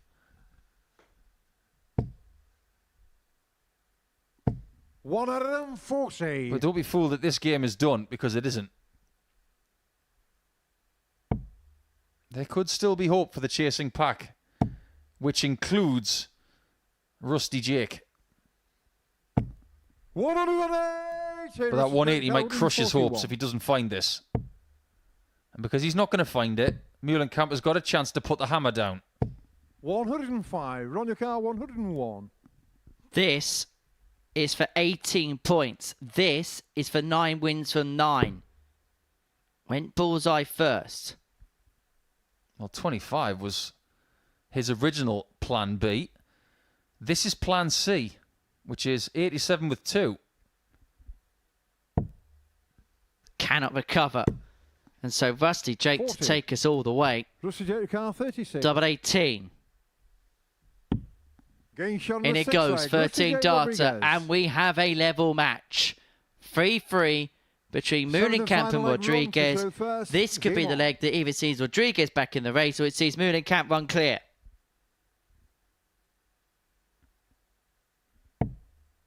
This might just be the most important leg of this group so far. 41. The difference between a 4-point cushion and an 8-point cushion at the minute is just so huge. But when you get to this stage of the group, each fixture does take on a little bit of an extra percentage of importance.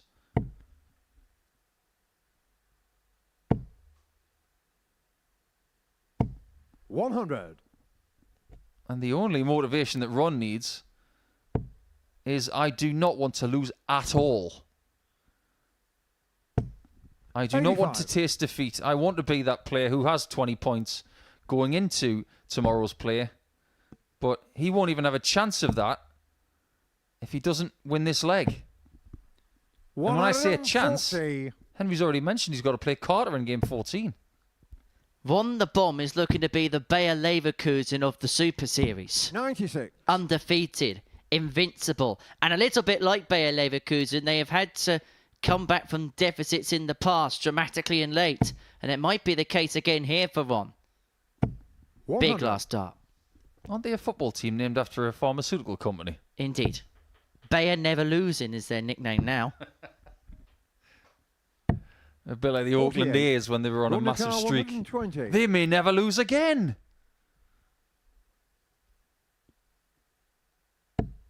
Can he get past that for a shot at tops? Not quite. This 41. might be one of the best 138s you've ever seen. If this goes. 138. He may put it underneath the number 3 on his shirt, this checkout. It's not going to go. 46. That did not go to plan. Meulenkamp, 79. If this does, But it's a must find. He's asked Rusty Jake, does he want to have a go at it himself? He has got no idea how to go for this because of the awkwardness of it. But Game my, show does he match find a from way? Meulenkamp. And what a way to win a match, which puts him 8 points clear at the top of the table. That was miraculous for Meulenkamp as he beats Rusty Jake Rodriguez by 4 legs to 3. An incredible game, playing an incredible spirit as well. We now head into our final round of matches, which kickstarts with Johan Brouwer up against Dennis van der Ende.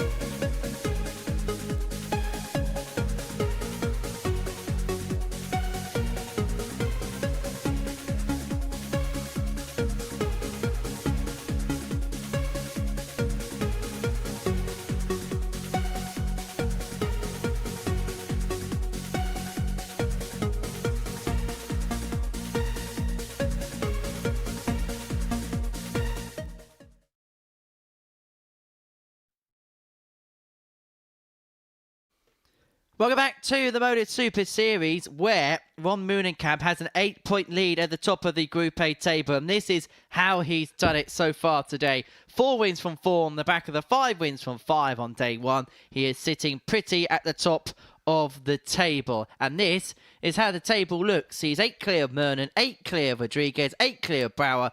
It is all in his hands now. So let's begin the final round of fixtures for the day, shall we? And it sees the enigmatic Dutchman Johan Brouwer in action up against Dennis van der Ende. It's a battle of the 2 ADC European qualifiers going toe-to-toe here at the Live Lounge in Portsmouth on what has been a busy opening weekend of action as far as the ADC European Tour is concerned, because there's a number of events taking place in Holland over the course of the last few days or so. One won by Moreno Blom, beat Jimmy Van Schie 6-3 in the final. First leg, The other one won by first. the former weekly finalist Moreno Game on. Michels, beating Mike van Dijvenbode in the final by 6 legs to 3. The top 10 players in those rankings will qualify for the Super Series in 2025. Mike van Dijvenbode? Yeah. The pigeon? Yeah. 60. Cool. I haven't seen Mike for ages. He's got a... Well, the last time I saw him, he had a 43. Herculean quiff. Well, the good news is you might see him in the not-too-distant future, because he's currently number 3 in the rankings, and the top 8 players will make 59. their way through. And as things stand, perhaps not a shock, Jimmy Van Schie is head of it. Yeah, and Mike is rather tall as well. 59. Yeah, it'd be good to see Mike van Dijvenbode here, as well as Jimmy again. But Jimmy's going to be here next week, isn't he? Haven't got long to wait before you see Jimmy again. 100. One of the benefits of winning your week. And doing very well for ADC Europe. All of them are. 43. And this was the fixture yesterday that really announced Johan Brouwer to everybody and the world. Well, this was the 1-3-3 that sent him a little bit crazy game. 140. Do you want to say it? Even if he'd hit it, it wouldn't have been as good as Joe's. 56. Johan Ricard 142. He's going to continue to try it, though. He wants to get one. Welcome to modern day darts, everybody. Where 78. everybody wants to be a social media sensation.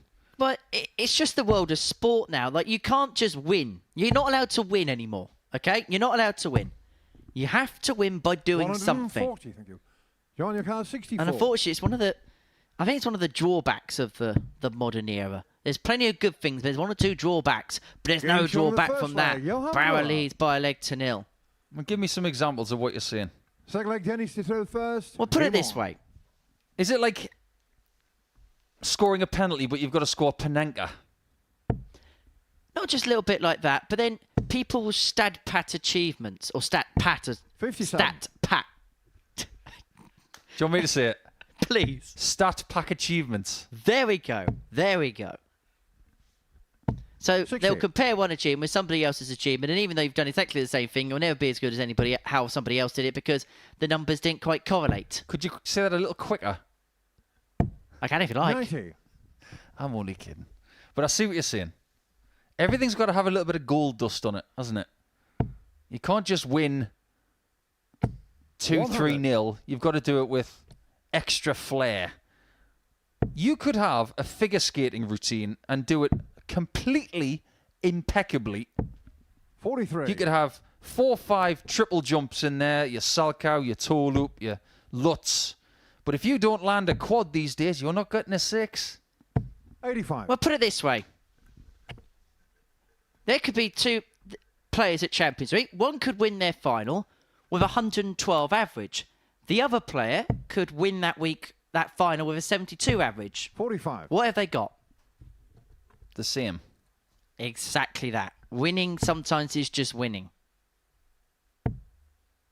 I don't know how I've got into this soapbox, but 83. I have. I'd be the first person to say something like that from inside a soapbox instead of on top of it. 58. You set yourself up for that one. Just like Johan's trying to set himself up for tops. 83. He almost did a really good job of it as well. Well, I was on my soapbox yesterday. You've been on yours today, so we've had our little say. Tomorrow we can both do it. 58. Johan Khan 90. Stay tuned for that on the Super Series YouTube channel. 90 for Brouwer for 2-0. We've got plenty of time and plenty of room for anything.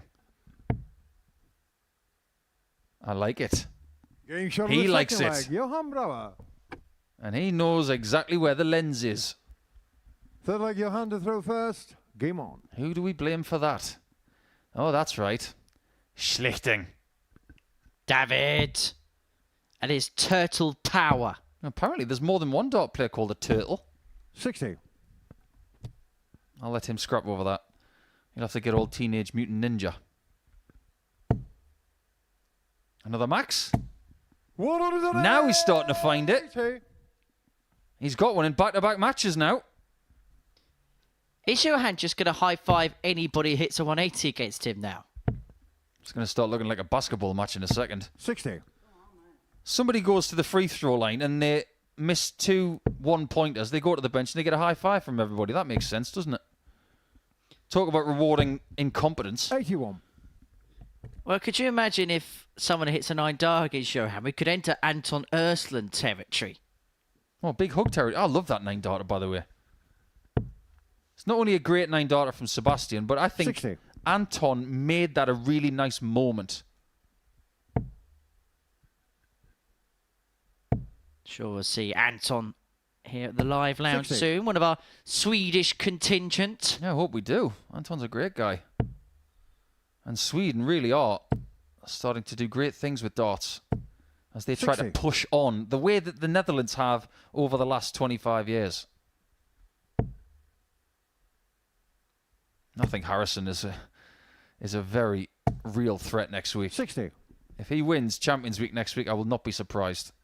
And I think that will be the beginning of the Scandinavian region's implosion into the sport. 60. Dennis Johan 120. Joe Murnan, twice this week, has gone for 3 double tops. Dennis is not made that way. 40.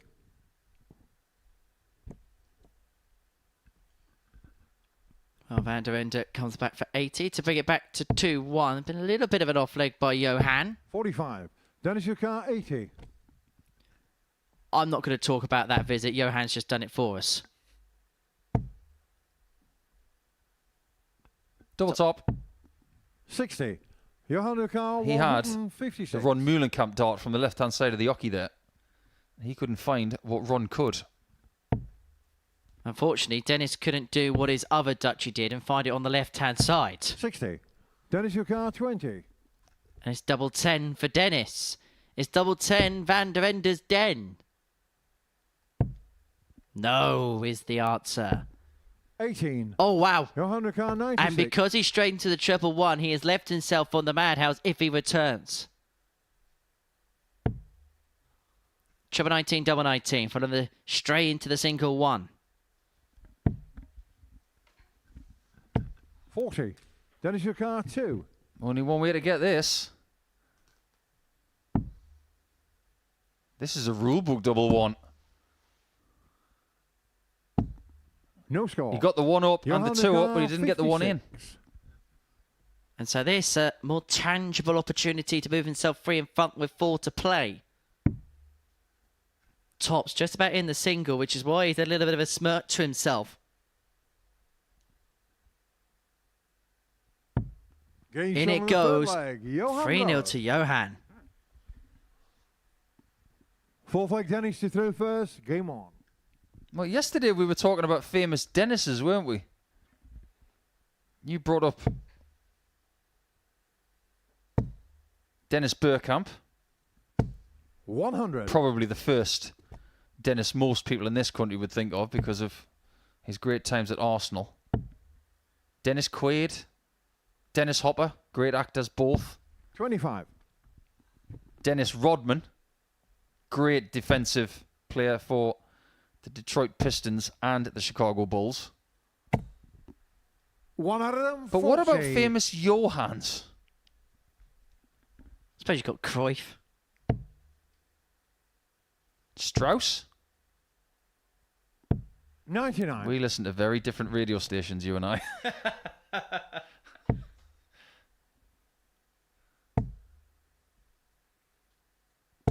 60. Johan Engstrom. Definitely is part of that, the Sweet Ferret. He played at the recent European Darts Grand Prix, did the 55. man from Sweden. Didn't disgrace himself at all. Ended up losing to Michael van Gerwen and played pretty well. 60.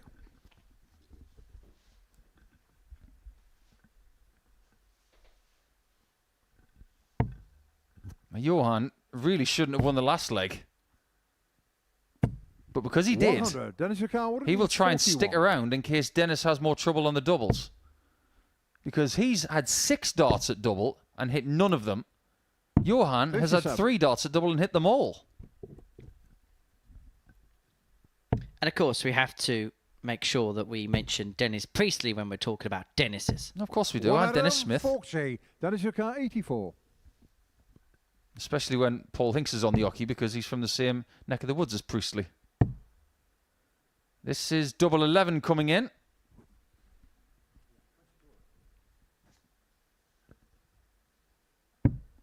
$62. But that might be that. Johan Ricard, 82.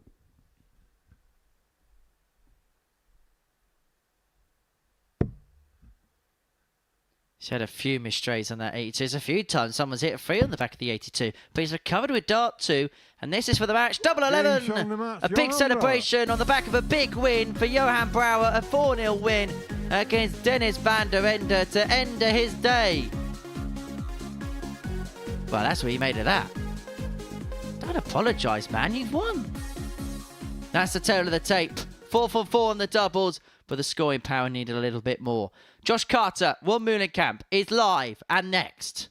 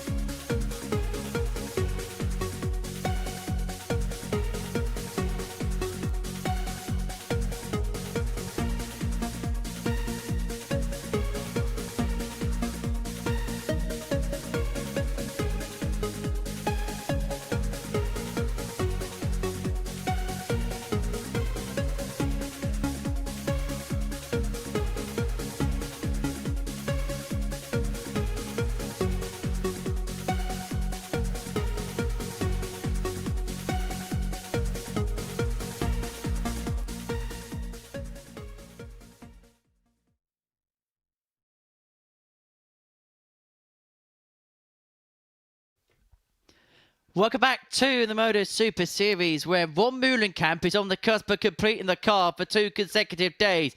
If he bishes and boshes Joshy here, then he would have won all 5 matches on 2 consecutive days here at the Live Lounge in Portsmouth. Prior to the break, Johan Brouwer, well, he laboshed Dennis van der Ende by 4-0, rendering the end of his day. But what we're going to see from Ron the Bomb, more explosive stuff? Maybe not First leg, explosive. Josh to throw first. Game on. But if it's the same as what's been on the menu the last 9 games, then it could be a bad end to Tuesday for Josh. 22. Look on the bright side. He's not going to have the kind of day that Dennis has had. He hasn't won a game today. At least Josh has done that. 100. It may not feel like a massively positive experience, but what I'll say about Josh today is that he has progressed. 85. He has continued to amass a win per day minimum. He has found his first maximum today, so he's definitely going in the right direction. If he can improve again tomorrow, 100. his confidence will grow. Just going back to that conversation we're having about famous Dennises, there's a lot of love in the chat room for 100. Dennis Taylor, the 1985 World Snooker Champion. I stayed up to watch that back in '85. Way past my bedtime. It's the most viewed programme in the history of BBC Two ever. 18.5 million people saw Steve Davis miss that black. It was a difficult black. 42. But that's when he didn't have a great deal of choice. There were 4 channels to choose from. Not 4,000. Whispering Ted Lowe with the art of not saying much in commentary. 95. Just simply said, oh no. What would fascinate me, if anybody knows, please, by all means, put it in the chat. 140. That night, what else was on? It can't have been much. Because that sporting 74. event back in the mid-'80s, Joshua that Carr, was massive. 112. And pretty much anybody who had a telly was watching it. What else would you have watched? It's a bit like January 3rd comes around. Anybody who doesn't 56. watch the Ronald World Carr, Darts 72. Final, well, just kindly leave. Double top for Meulenkamp. It is now. 32. Joshua Carr, 56. Carter, 56. Well, he's going to have to spurn one. And it's only going to be one at double 16. 24. Doesn't find it. Meulenkamp has needed opportunities to win legs today. Doesn't he just?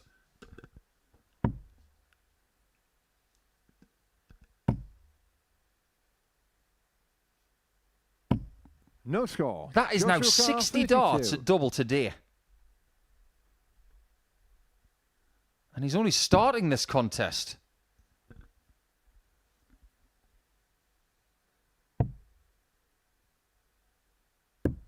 Well Game done. shot on the first leg. He's Josh not going to be Carter. bageled because he still has a chance of winning this match, taking the first leg. Second leg Ron to throw first. Game on. If there has been a weakness of Meulenkamp today, it's that he hasn't got the job done quick enough.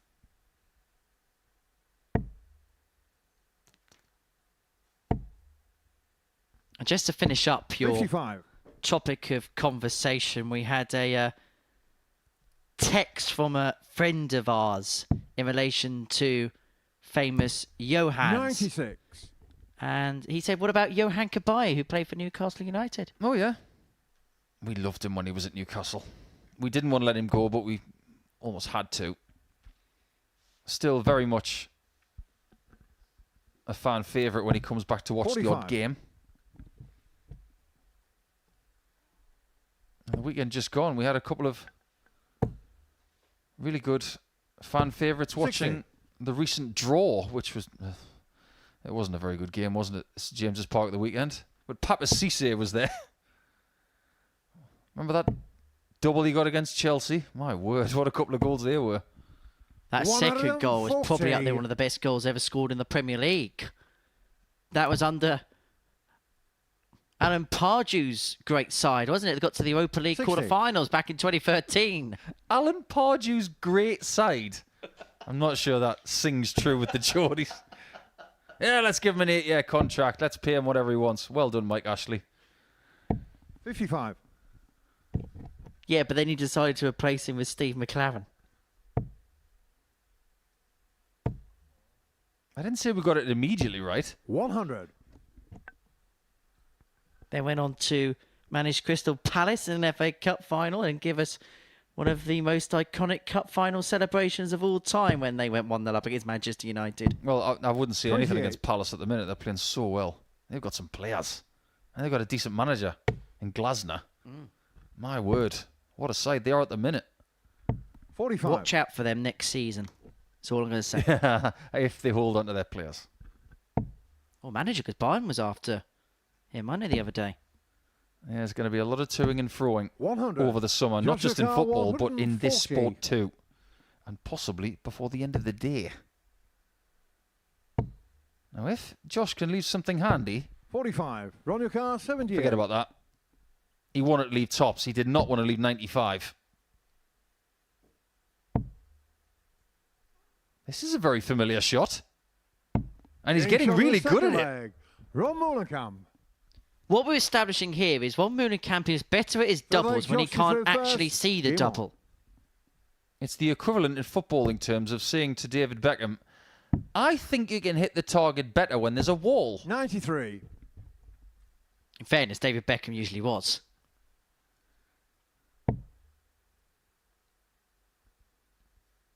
But Ron Meulenkamp is looking unassailable at the top of the table, 60. but doesn't want to slip up here and just give Rowby John and Rusty Jake and Joe a little bit of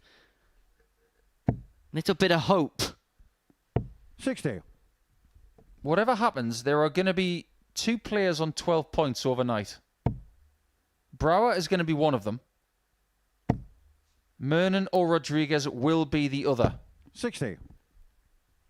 Meulenkamp will have a lead of at least 6 points. But if I was standing in his shoes right now, I would not be happy with that. 140. My motivation would be, I want 8. And then I'll deal with that tomorrow. 98.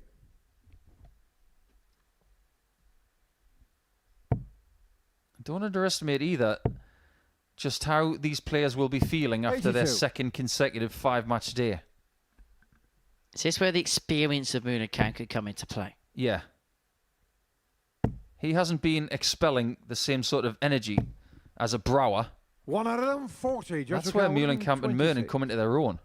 Because they can just ease their way through some of these encounters instead of expelling so much thought. 58. Ron your car, 143. 1-4-3 for On the Bomb. Well, Carter's now going to come back for a 2-1 advantage in this match. 121. But Joshua he's Carr, going to have to 68. take it out because Ron's recovered very well after a poor first start. He might just do it. 48. Good try. Ron your car, 22. Double 11 has had something to say in a very recent match. Does it again? It should do with that lie. Indeed it does. Meulenkamp breaks. He leads 2-1. Josh Carter had a couple of opportunities at double 10 to move himself 2-1 to the good. He couldn't take advantage upon it. Couldn't seize upon it. And it's Meulenkamp who seizes the advantage.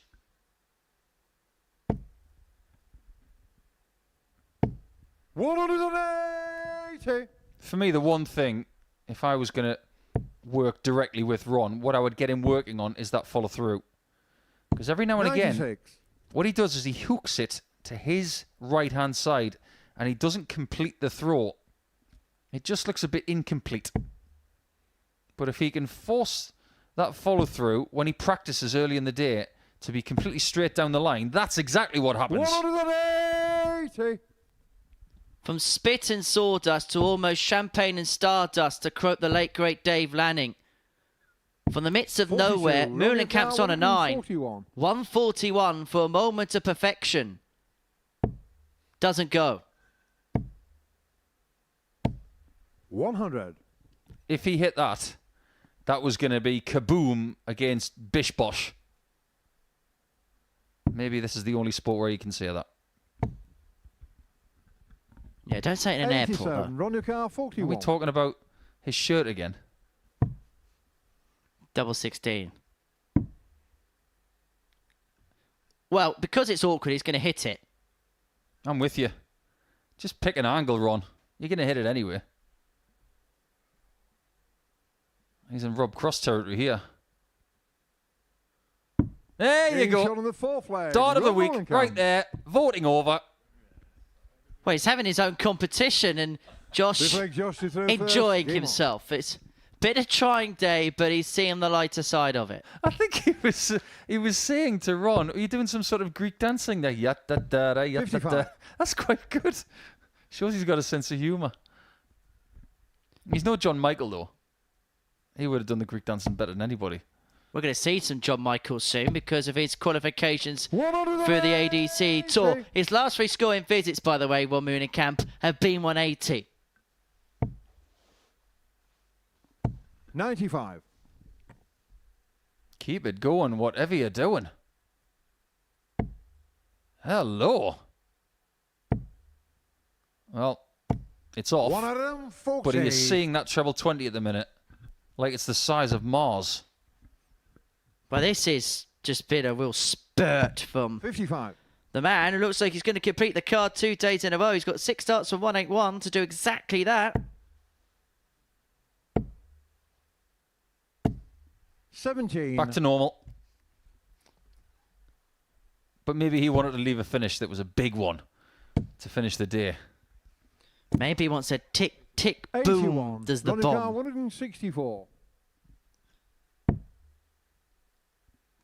It may just be a slight detonation to end the day. 41. Got to remain focused to the very end. Can't afford to think that you're definitely going to get the job done in this leg. He knows that more than anybody, really. Because earlier on today, he was in a very comfortable 28. position like Ronnie this, Carr, messed around 123. and ended up having to do it in 7 legs. 73 left. Fabulous. Double 8 would have been to have completed the card 2 115. days in a row, but he is going to come back. Well, if yesterday went to plan, today, 95. Run your if he car, hits this 8. double 4, plan on. Double 4. 4. Doesn't go. Joshua Khan, Well, that's been the 92. story of his day. Carter comes back, 92 to bring it back to 3-2. Return the game back to within 1.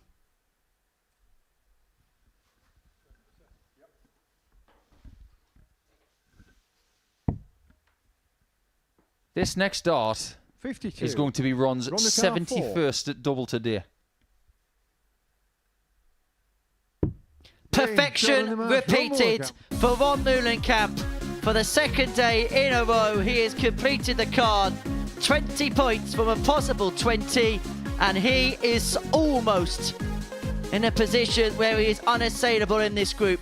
That's a tale of the tape. A 4-1 win for Meulenkamp in that particular encounter. That's despite missing 10 darts at the double. He had a real flurry of 180s, 3 successive scoring visits. Our last game, it's Rusty Jake Rodriguez and Joe Murnan.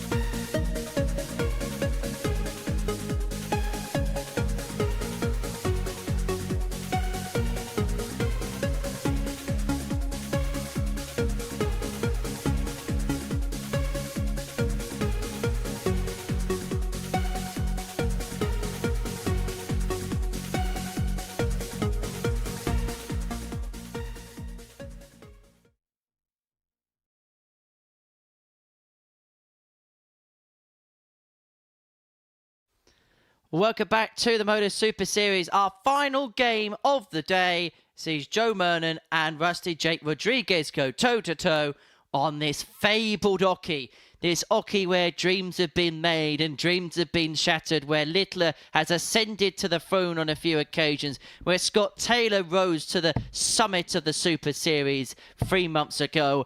And this time next week, we'll be one step closer to finding out who is going to be the ultimate victor. But it's just a simple question in this match. Who's going to be the victor in game 15 of 15 on Tuesday, the 14th of May, 2024? 55. Well, there it is. It's the run seal game of darts. It will do exactly what it says on the tin. 180. 180s have not been short in the last couple of games. Ron Meulenkamp got 3 of them. 85. But if we may compare his perfect Monday to his perfect Tuesday, he needed 24 more darts at double today compared to yesterday to get the 20 legs that he won. 96. Whose fault is it? Did he need all those shots to win the 20 legs? Or is it the fault of his opponents allowing him 71 darts at a double in a day? I'll label it at the opponents.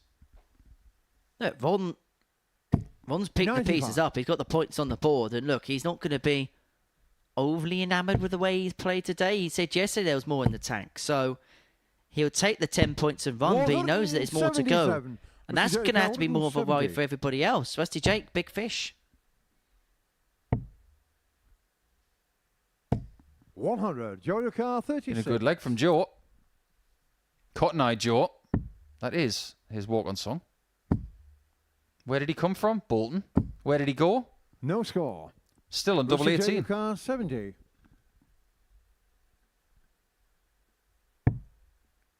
Rusty Jake wouldn't have been born when that track came out. 50. Joe Car 36. I'm not even sure he was thought of. Back to double 18, and this time he does get a break of throat. Second leg, Joe. So 1-0 he leads, and Game on. there's a little bit of a concern here for Rusty J because he's done all the good work today but could undo it in his last couple of matches, and he then find himself fourth in the table. Then work to do just to get himself into a B position.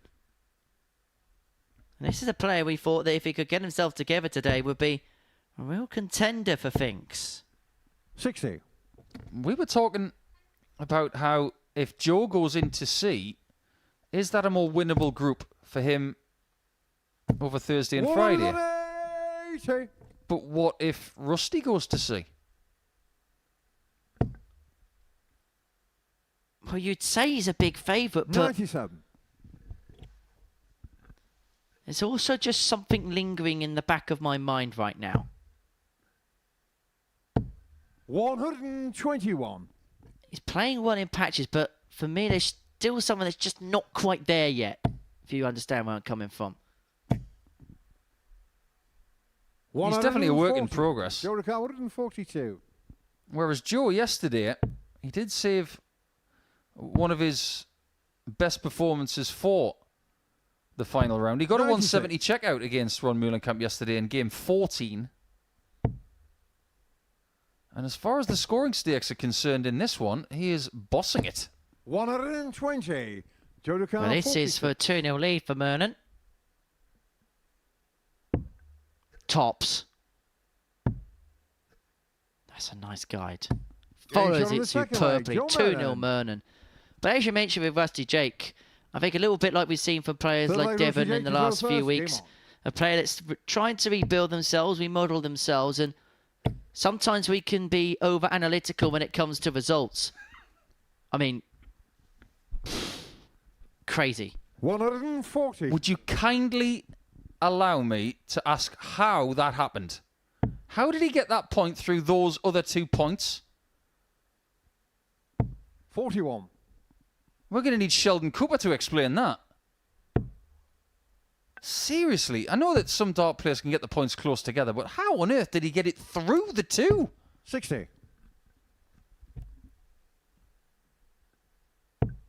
We digress.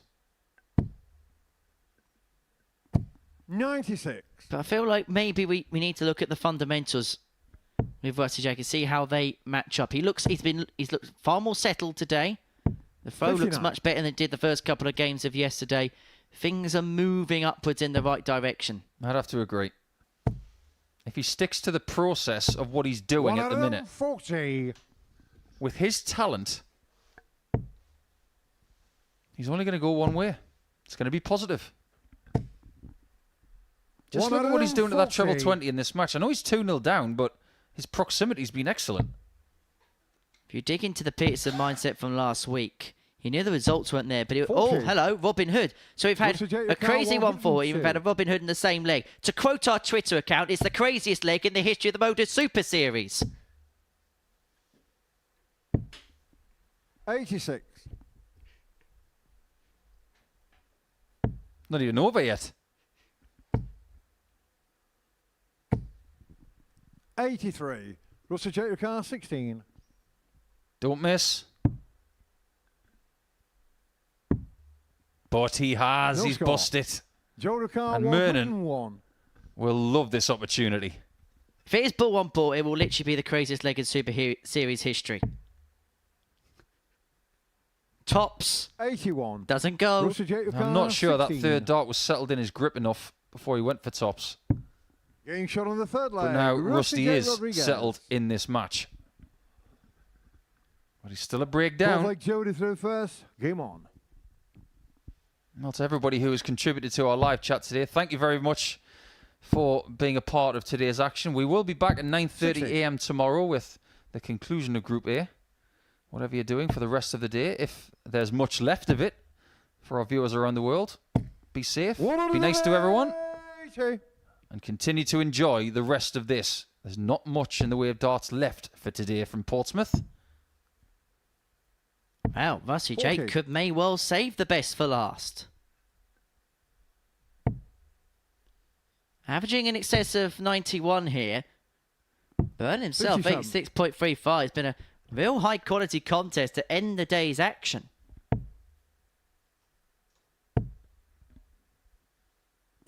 $100.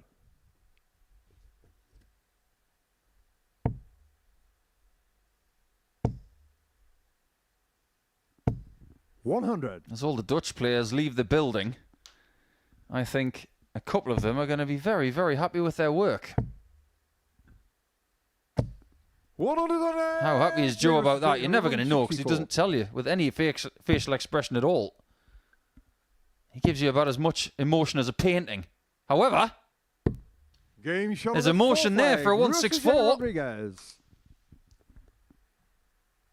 Fifth leg, Rusty Jake, you through first. The Game on. perfect hat trick of finishing in the ton plus column for Rusty Jake Rodriguez. The 164 joins the 134 and the 108 in that club, in that collection. And how painful could that be for Murnan? 140. that's 3 of the biggies gone this week. 170, 164 and 160. We need the 161 and the 167 to complete 47. the 5-pack at the top. In terms of the finishing, that would be the case. In terms of the top of the table, it's a rout for Ron. But if Rusty Jake can win this game, he'd bring himself to within 8 points. But crucially, would put himself above Joe Murnan in the league table. He'd put himself third. And that feels like it's going to be the race we'll be talking about, the race for Group B 137. in the evening sessions on Thursday and Friday evening. Yeah, I think that's very fair to say it. 93. This has been a great kick from Rusty. 128 looks positively mundane 57. and easy compared to a Rusty Jake 164, but you still need 2 128. treble 18s. If you choose to go that route.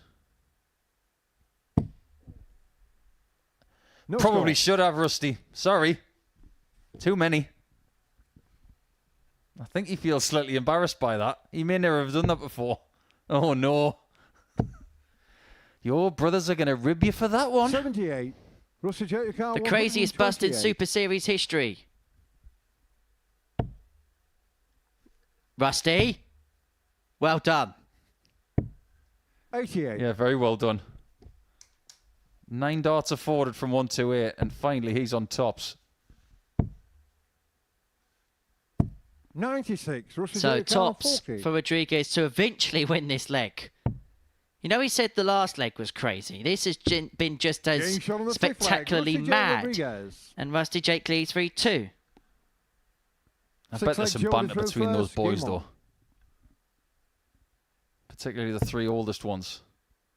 Rowby and Roxy, who have both played on the European Tour as well as Rusty. That can't have been done by another family. 3 family members who have played on the same tour. Good averages, as you can see, and a good, counting the 180s as well. 4 in a match 58. Is very, very good.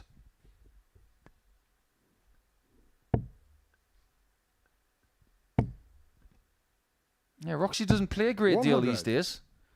Doesn't play at any high levels. Robbie John's not in the greatest of form at the minute. 2 years ago, he was flying. It was around about this time where he made the European Darts match play final against Luke Humphreys. 80. Do you think it's harder for the other brothers to try and get themselves out of the shadow of Robbie John because of what 60. he's done? No, I don't think so. I think they've all got their own mission. For years, all of the brothers have said that Rusty is the best player. 59. Joe Car 143. But the person who's done the most so far is Robbie John.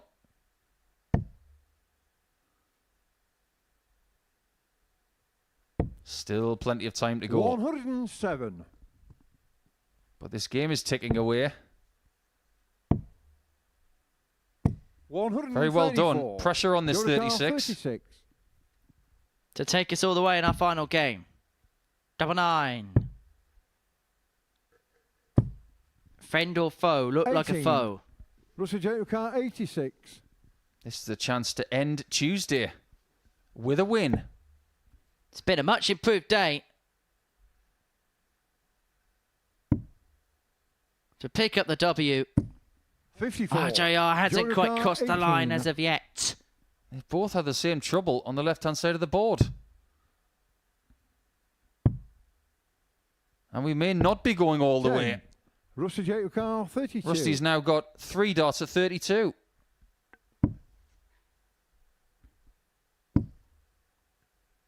Can he find a way over? The shake of the head means that there's nothing that he can see. We've seen some miracle doubles today. No score. Joe the last 8. One isn't going to be like of that. 5 darts missed to complete this match. He might need another leg. Game shot on the 6th leg. Joe Murnan. Last leg of the day coming up. 7th and final leg. And whoever loses this leg will be outside the top 3 going into the final day of the group. It's that simple. 100. Effectively a shootout.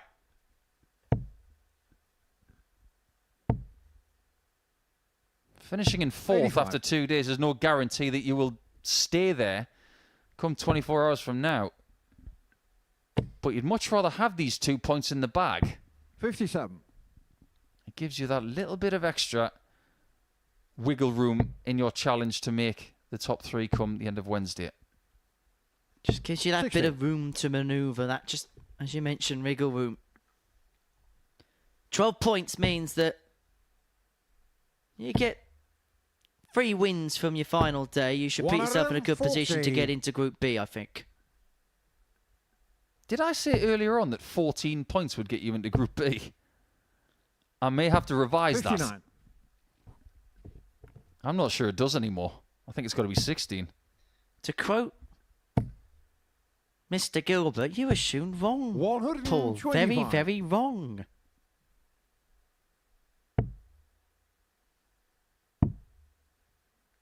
I thought you were talking about Mr. Van der Meijden. Rusty J. Car 79.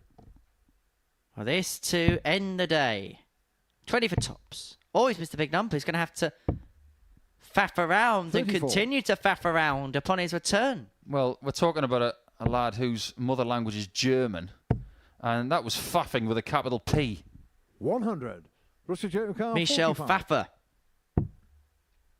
Double 14. It's the MO. But it's not the W for 31. RJR. Joe Ricard 140. He's not going to hit the 140, so this is the downside of going for double 14 all the time. Rusty Jacob car Double 14. 7 is not nice. And Murnan is sat on tops. Is he going to get a look at it?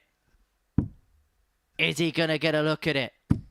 No score. He is going to get Joe a look at Ricard it. 40. It's a game that's been in Rusty Jake Rodriguez's hands, but it's one he may let slip.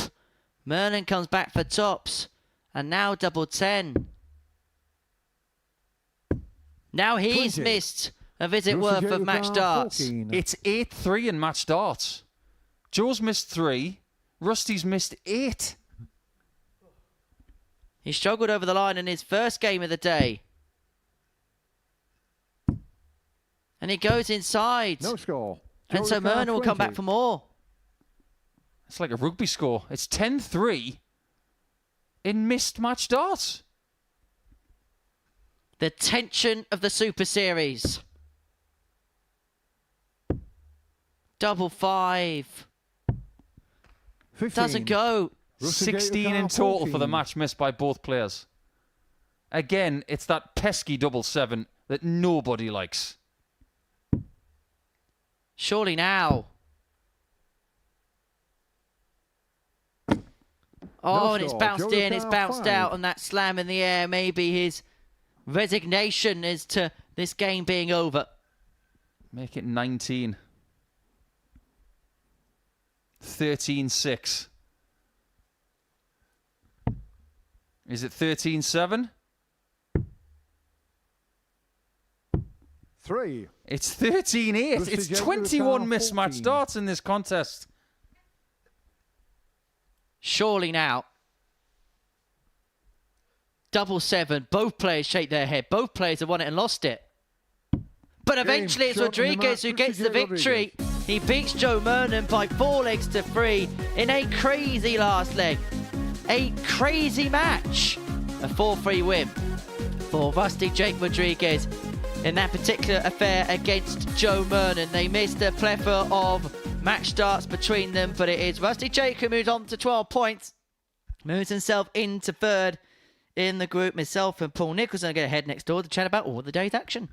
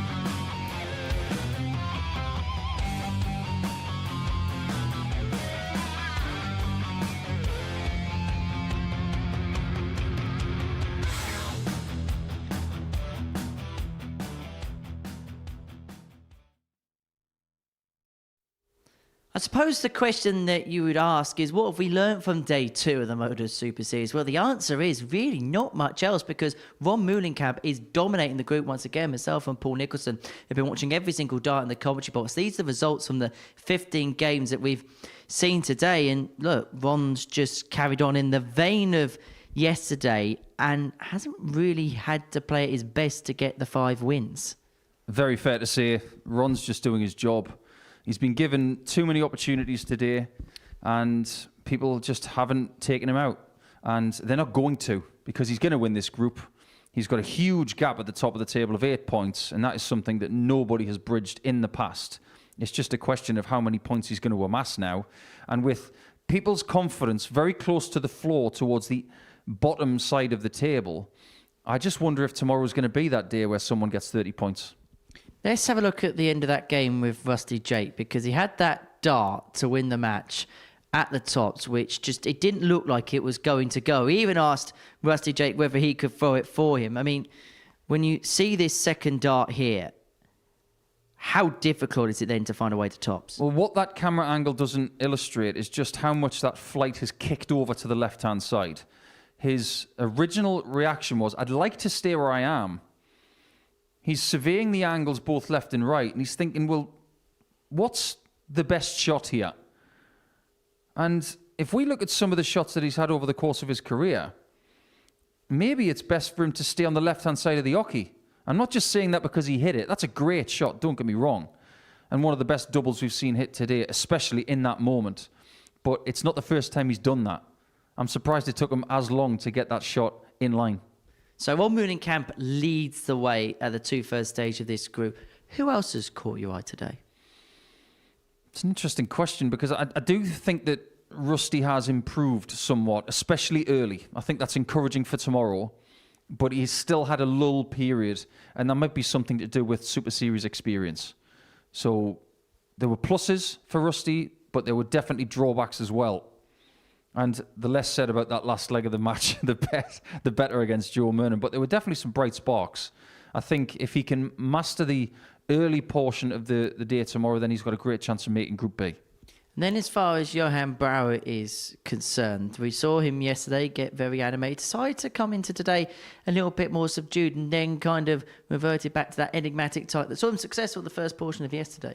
I'm just starting to question whether his enigmatic nature is more to do with who he plays instead of possibly when he plays. Because the way he was reacting on the oche yesterday morning, it was to do with nerves apparently, and trying to get things vented. But I get the feeling that with the way the volume was coming at the end of today's session, maybe it was about who he was playing instead of when. Well, let's have a look at the table then following the end of the second day's play. Rob Meulenkamp has an 8-point lead from Rusty Jake Rodriguez and Johan Brouwer, respectively. Joe Murnan in 4th place. His battle's going to be for Group B. Realistically, it's going to be the race for Group B between them 3 players, and that's what we're going to be looking at tomorrow. Yes, I think Joe's going to be starting on the back foot because he lost that match there. I know that he's had match darts, but Rusty had more. He'll probably feel he should have won that match anyway, but those 2 points could be critical come this time tomorrow. How many points are they going to have to amass? Well, someone might get 8, but if Ron Meulenkamp gets 10, then they haven't got any say in the matter when it comes to having a perfect day. But if you get 8 points tomorrow in that position, you're looking good for Group B. Looking forward to it again tomorrow? Yeah, I am actually. I think Ron's going to be putting himself under pressure to try and get the 3 perfect days. I'll be interested to see how he gets on compared to how Scott Mitchell handled it a few weeks back. Well, thank you for your company once again. We'll see you in the morning. We'll see you in the morning as well. We'll be back live from 9:30 a.m. on the Modus Super Series YouTube channel to see how Group A is going to come to a culmination. Well, as far as things are concerned, so far, it's Rom the Bomb who is dropping, well, all of the bombs as far as this group is concerned. He's detonated the rest of the field. Bye.